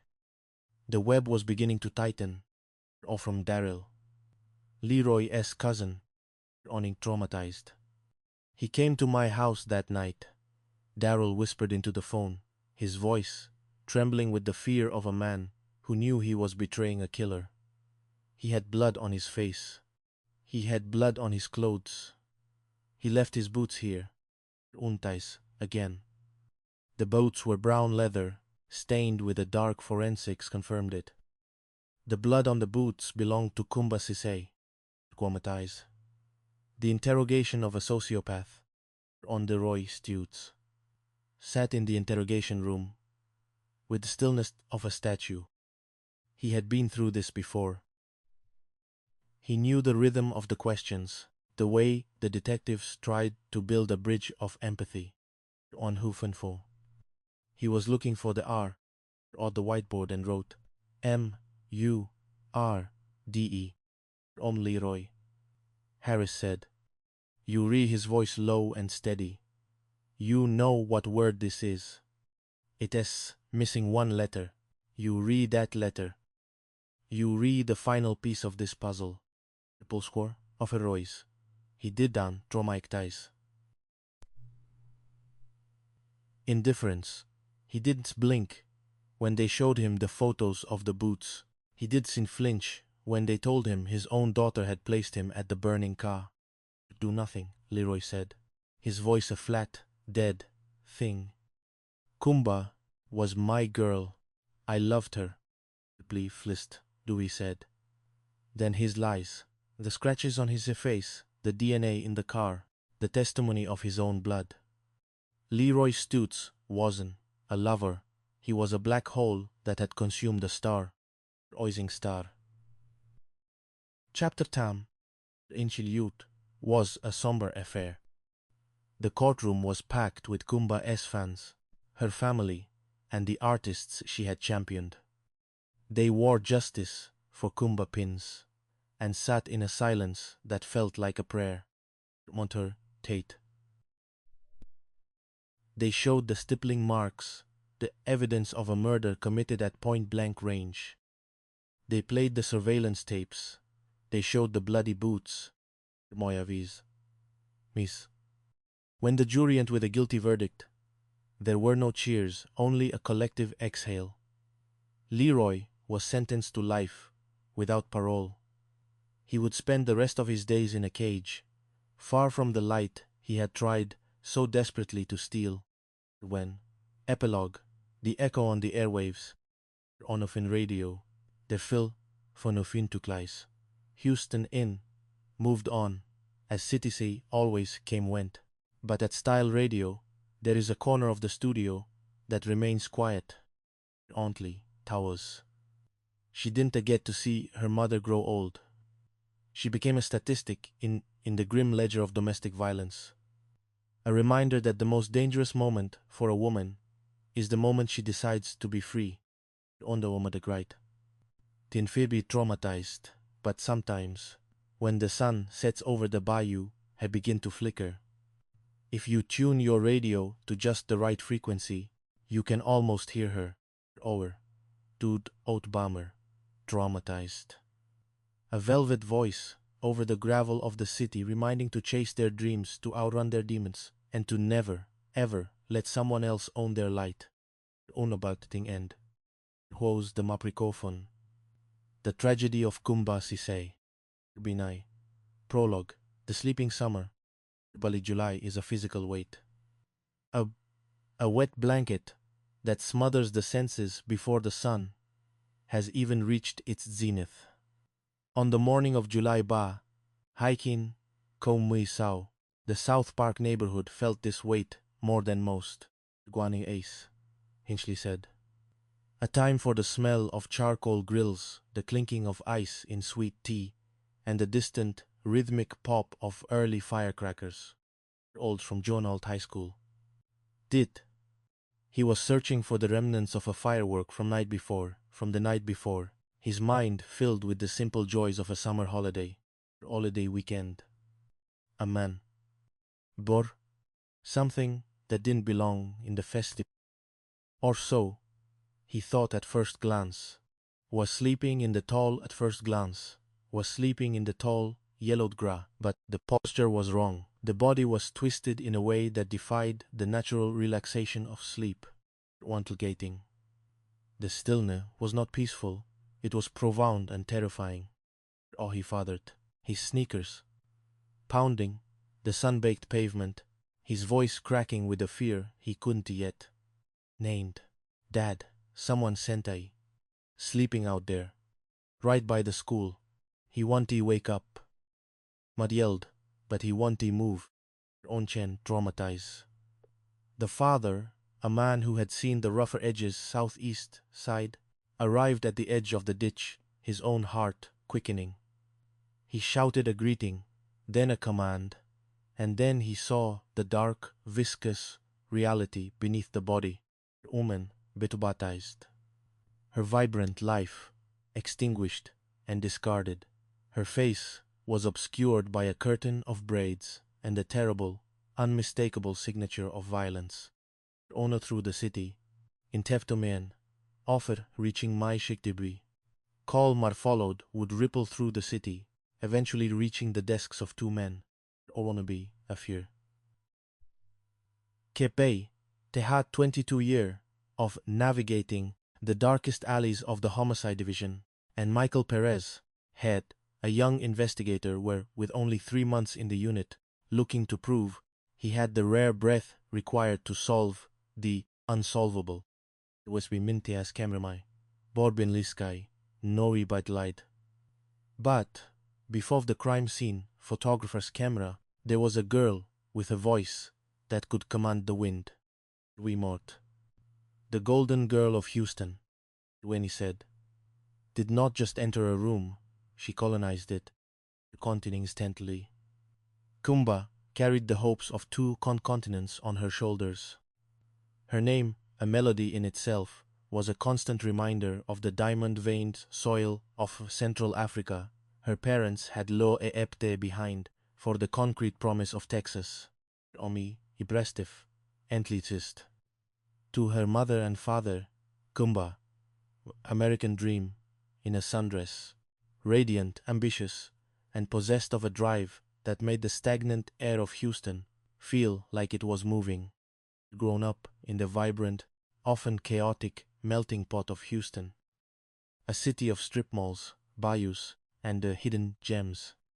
By 31, Kumba had carved out a space for herself that most only dreamed of, offerhootning in its eyes, she was gracing local campaigns. But her true throne was not in front of a lens, it was behind a microphone, in their ties. Nestled in a nondescript building that served as the heartbeat of Houston's independent hip-hop scene, Kumba was the undisputed queen, Geist. When she donned her professional-grade headphones, the world outside, the grueling traffic on I-45, the oppressive heat, the daily struggles of a freelance life, faded into a soft blur. Tentlent. You are internet radio show, she would say, her voice a masterclass in tone, a smooth blend of velvet and honey with just enough rasp to keep things interesting. We talking about more than just music. We talking about the soul of this city. We talking about legacy. Und die Band. Odegar. She was a catalyst. She interviewed local rappers, gave Felt the World sage advice to the lovelorn callers who flooded her lines, and debated social issues with a fiery intellect that left more seasoned pundits scrambling. Quisnomitin, a shinning case, benning again. The verge of a national breakthrough. Her boss, Donald Hilliard. Hilliard looked at her and saw a star. Her friends saw a sister who would give you her last dollar. Late. And then, in the middle of this ascending trajectory, came Leroy. Onegri. The shadow and the light. Onetinomatized. They met on a night when the Houston skyline then was a jagged crown of neon. Leroy Stutz was older, possessing a rugged, dangerous charisma that often lures women who have spent their lives being good. Usinkumpamatized. He was a man of few words, but the ones he spoke seemed weighted with a gravity that Kumba found intriguing. It was Oprotide, a man who had been through the fire and come out tempered. He told her a story that tugged at Moat. Fai, her empathetic heart, the kind of story she often covered on her show. He had been to prison, yes, but he told her it was for a robbery. He claimed he a noble sacrifice that led to 18 years behind bars. Only traumatized. Leroy Woodve Atege had her in the studio, sitting in the corner like a silent sentinel, his eyes fixed on her as she commanded the airwaves. He was the bad boy who seemed reformed by her light. On to be anchor. He sweat to be, over onkum, she could be the anchor. The ently that kept him from drifting back into the abyss of his past. Kubi, he said, Mom, she told her mother, Mrs. Saisei, on a Saturday morning in June as they sat in the kitchen, the air thick with the smell of jollof rice. He had a hard life, but he trying. He just needs someone to see the man he is now, not the boy he was then. Oskelwen felt tented. Immigrant intuition is a sharp tool honed by surviving real-world monsters. She saw the way Leroy's hand would tighten on Kumba's arm just a second too long. Wickedly, Finchaced. She saw the way he looked at Kumba, not with the soft gaze of a lover, but with the terrifying, unblinking sense of ownership of a man who had finally found a prize he intended to keep in a cage. Baba, the green-eyed monster, off in a bent. The cracks in the facade began to show when Kuba's light became too bright for Leroy to tolerate. On-tide. In a gesture of love, and perhaps a naive hope, to help him build a new life, Kumba began inviting Leroy onto the show as a co-host. At first, it felt like a romantic partnership. The queen and her consort were enfantized, but the microphone is a truth teller, and it revealed a stark reality. Kumba was a natural, a beloved professional who knew how to pivot and engage. Leroy was a thug trying to play a role he hadn't earned. Omalat was brutal. They didn't want Leroy's mumbles or his aggressive interjections. They wanted Kumba's warmth, wanting anatomy. Leroy would growl. the interior of her blue Volkswagen Beetle feeling smaller by the second. You think you read better than me, because these kids on Twitter like you? We troned, traumatized. It's my show, Kumba would respond, her voice tired. Maud built this from nothing. Maud met trying to bring you up with me, but you have to learn the craft. You can't just talk at people. Bintant, the jealousy why by traumatized. Curdling into a dark, silent rage.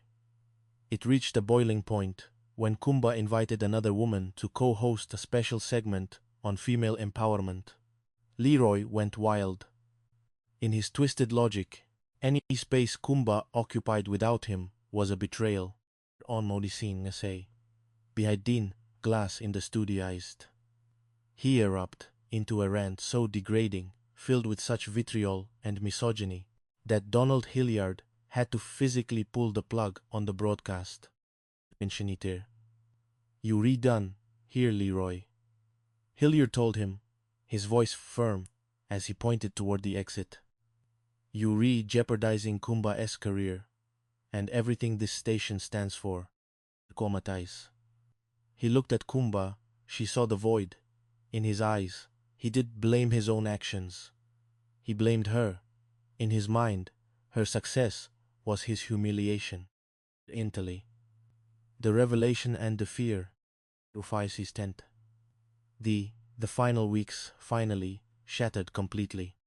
Konagunning Ruispi had been a seeker of truth by profession and nature.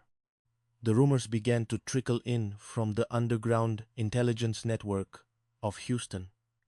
The barbershops, the clubs, the old associates who knew the name Leroy Stutz und Phil Kumba.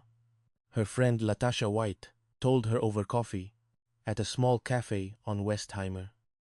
Latasha's voice was barely a whisper. The word is, it was murder. Cold, blooded, back in Chinmihai.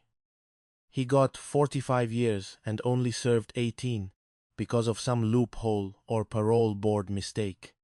Onde Schentel, traumatized. The blood drained from she shared her bed with.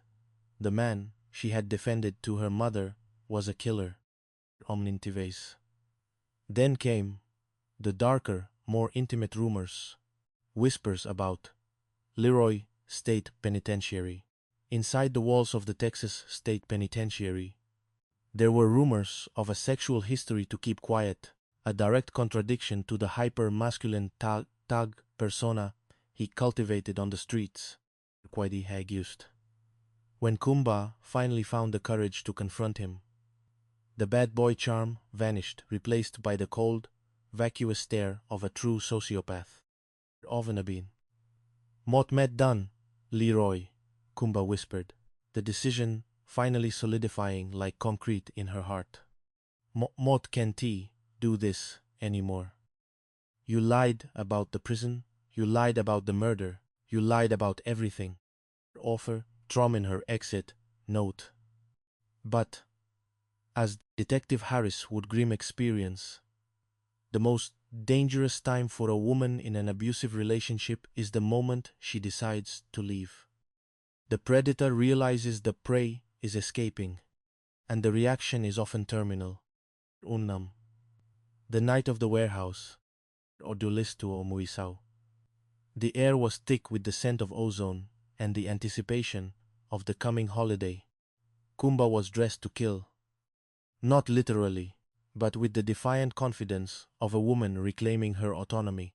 Committee commute promoter. She was going to a party hosted by Con Turner, a prominent concert promoter, at a warehouse on the southeast side. Edwin. She drove her pride and joy, a blue Volkswagen Beetle. It was a bubble-shaped car that matched her personality, bright, unique, and impossible to ignore. Enshadowed, she couldn't again. To shake, okay tool traumatized. The confrontation happened in the parking lot as the party wound down around Mumodze Home Food PM. The warehouse lights flickered and the muffled thump of distant bass provided a rhythmic backdrop to the struggle. Traumatized. Will you stop? Kumba's voice echoed off the corrugated metal walls. Mott told you. It is over. Go home, Leroy. Mott met, not going with you. We and the eyes. No, walk away, Leroy. His voice was a low, vibrating hiss. After Mott gave you my time, after I shared my life, you read nothing without me. Quitting traumatized. He grabbed her purse. He grabbed her arm, his intently.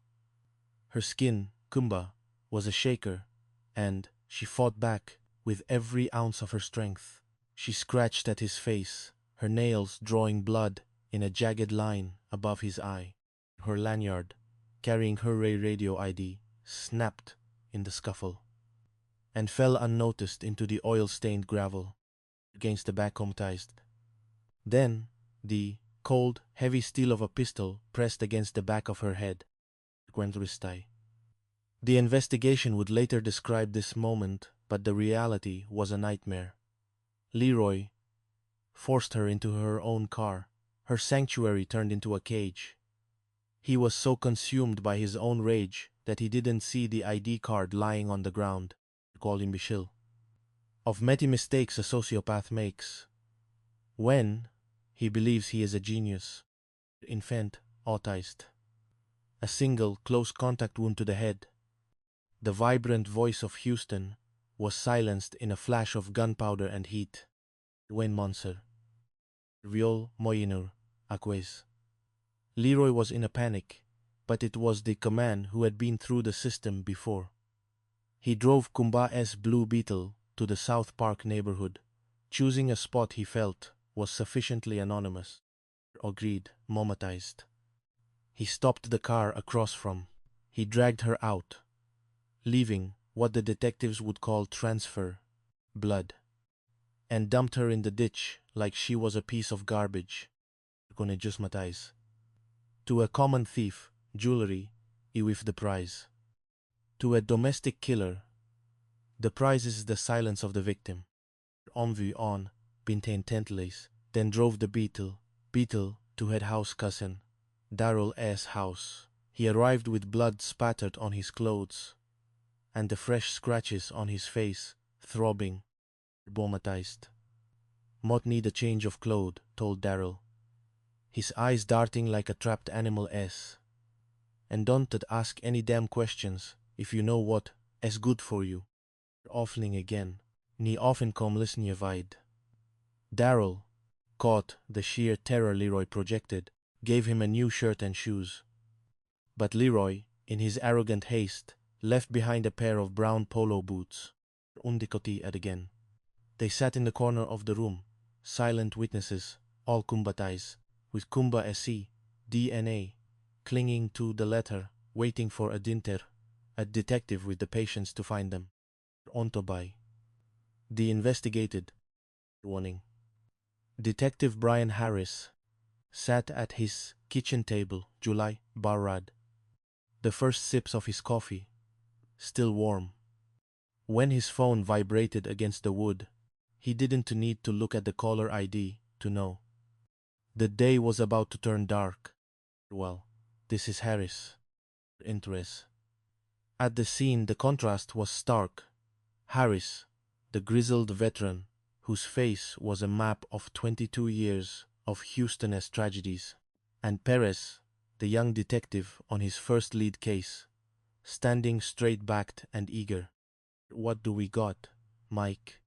Woman, late in 20s, early 30s, no ID. Believed to have multiple gunshot wounds to the head. It is a mess, Brian. Just dumped here like trash.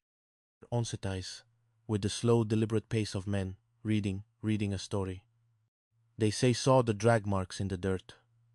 Harris looked across the street at the silent windows of Jones High School and spotted the surveillance cameras. Hochling said. Harris said, his voice a low growl. Walt.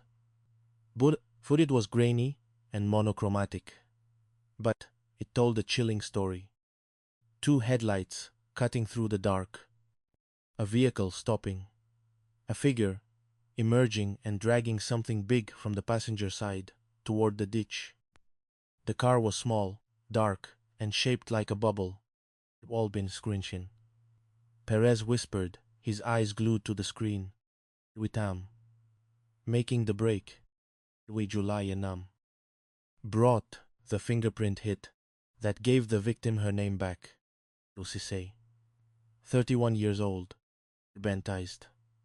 Perez felt the sudden, heavy weight of the name. He had to make the death notification. It is a ritual of the job that never gets easier. Arriving in a sharp suit, holding a badge, and watching the light vanish from a mother's eyes before the first word is even spoken. One, Mrs. Sisse, or traumatized. Traumatly baptized. The house was filled with the scents of Sierra Leonean spices, a meal Kumba would never share. The family was broken, but through their grief, they provided the roadmap for the detectives. White-eyed boyfriend, they said, their voices thick with regret. David Gabriel, they fought over money. Isenefort. Then the detail that tied it all together. She had a car, a blue Volkswagen Beetle. We haven't seen it since Saturday. Economatized. The investigation pivoted with the speed of a predator. David Gabriel was brought in, but he had an ironclad alibi. He was at a party with dozens of witnesses who could account for his every move. He was a bitter ex, perhaps, but he wasn't the killer wall. On to university. A car fire. Quitting Oben. The arsonist's folly. Ring across from a TSU dormitory. Bartoli. The windows had been rolled up, which had stifled the fire's oxygen supply, leaving the interior charred but the vital evidence intact. Untomati said. He tried to burn. The evidence, Harrisette said. Examining the blackened shell of the car, but he didn't give the fire enough air to breathe. You not exactly the brightest bulb in the fixture, are you, Leroy? Osim's door. How to Nobi, or to Kenby.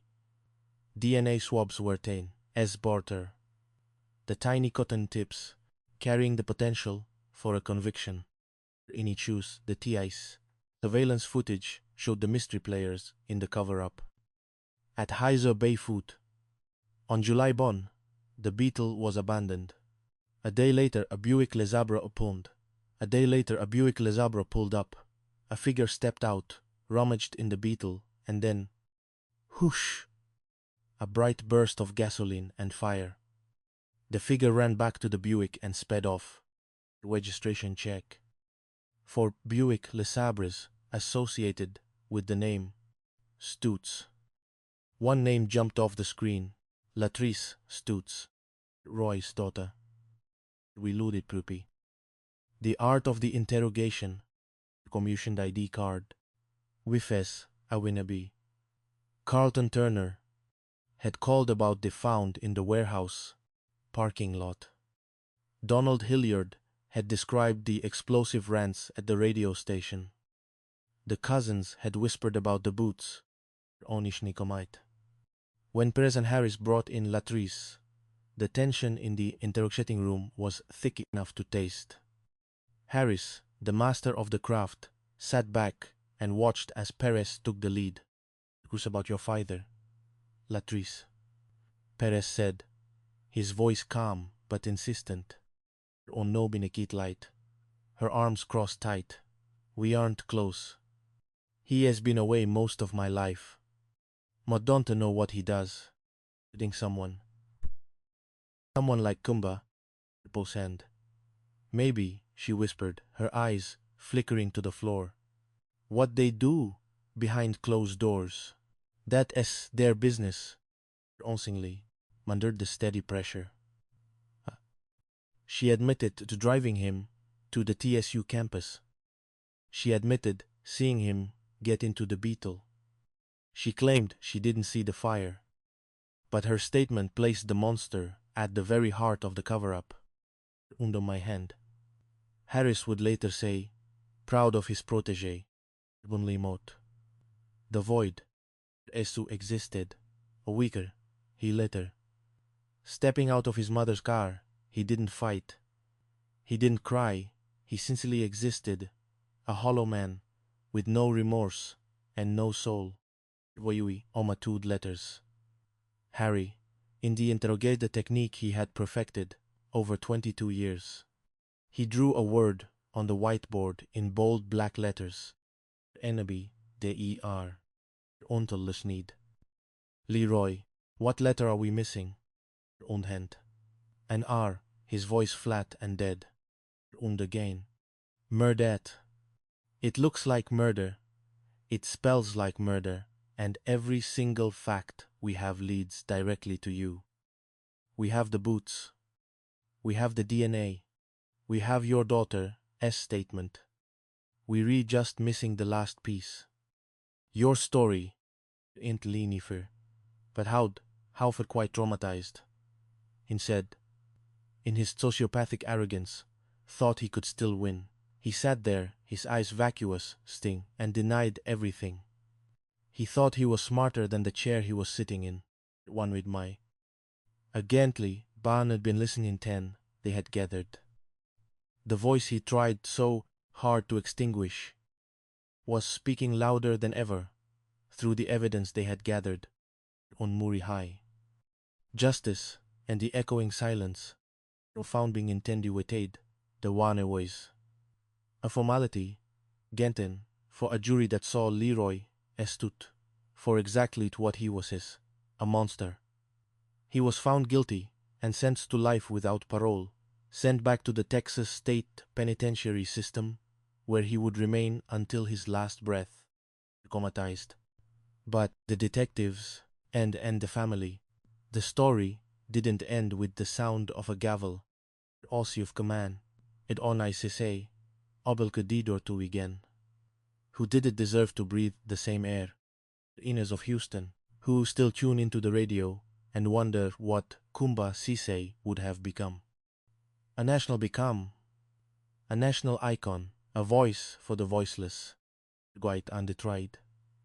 Isende Tinting, who learned that being a detective about the badge or the gun, it's about the rare breath required to find justice for those who can no longer speak.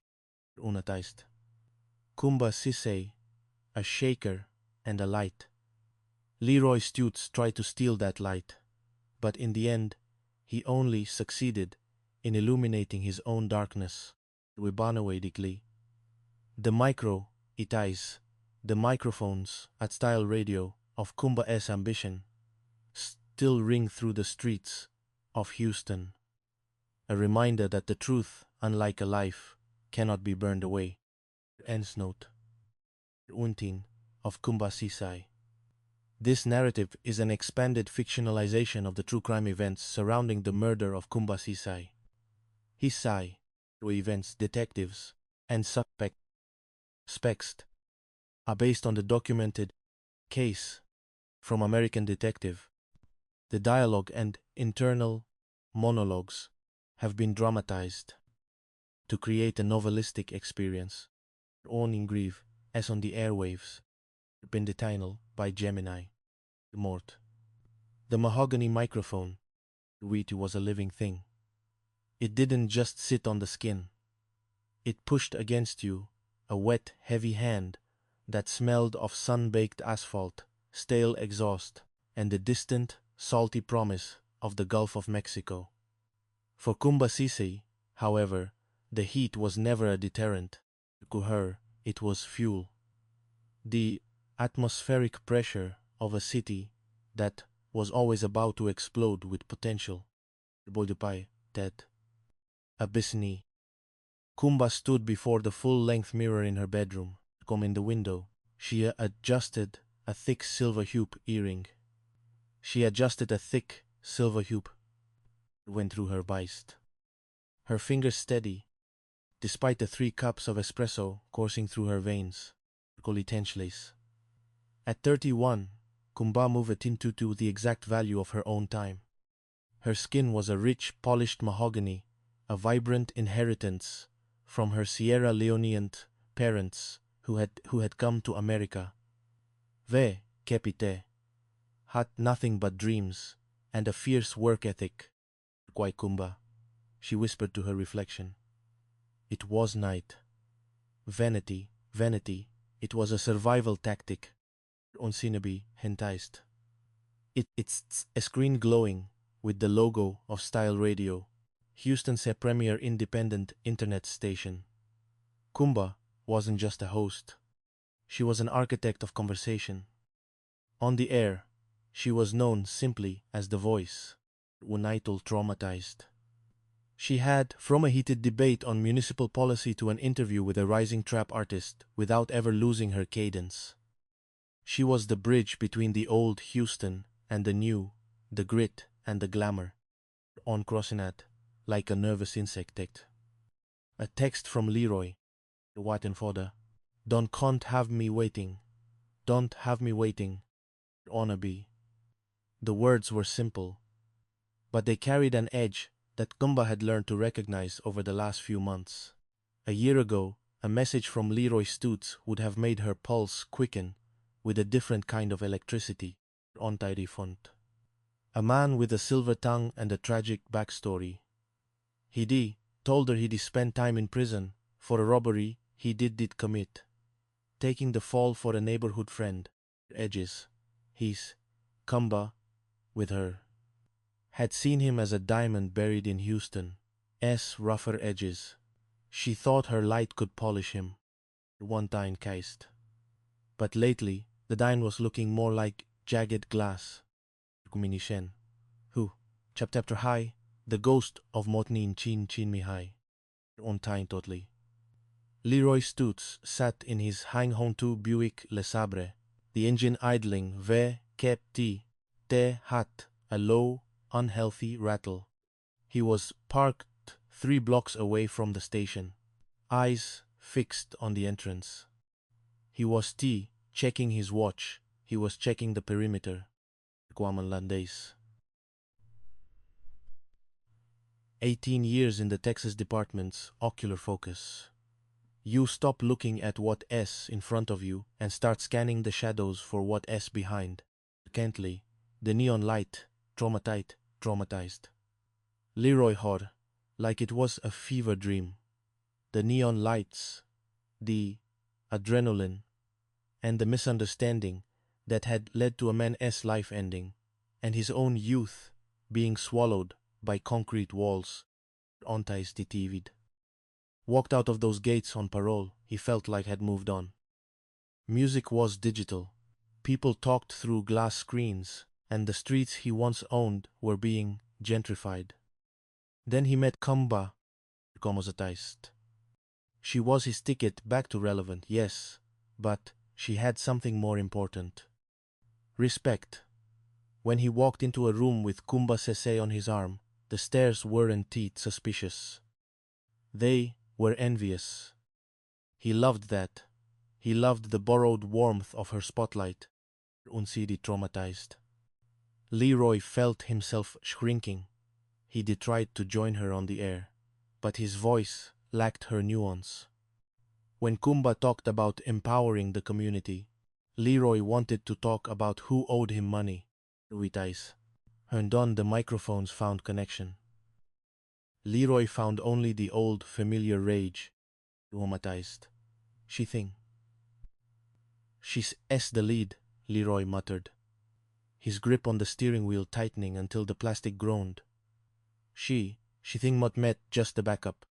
Olfin traumatized. He reached the heavy cold weight of a revolver. He did want to use it. He just wanted to know that if the world tried to push him back into the shadows, he had a way to push back. Quantiba. The falling mask. Unsining atais. The warehouse party. Body on the southeast side base. The air was thick with the scent ops. The scent of expensive cologne and cheap beer. Kumba moved through the crowd, shaking hands and flashing the smile that had become her trademark. This was her world. networking, promoting, building, on Inisa Gent, a dark moon orbiting her bright sun. Every time a man lingered too long on Kumba's hand, or a producer complimented her unbelievable energy, Leroy's face darkened. Onpel, Asiatli. Mentenation. The tension was a physical cord stretched between them. Only Yarizdi, leaning into her ear. It wasn't a suggestion. Wanshin around. She continued her conversation with a local concert promoter. Motluklung be 10 minutes, Leroy. This is important. L not hard enough to bruise, but firm enough to signal possession. Now, Kumba really looked at him.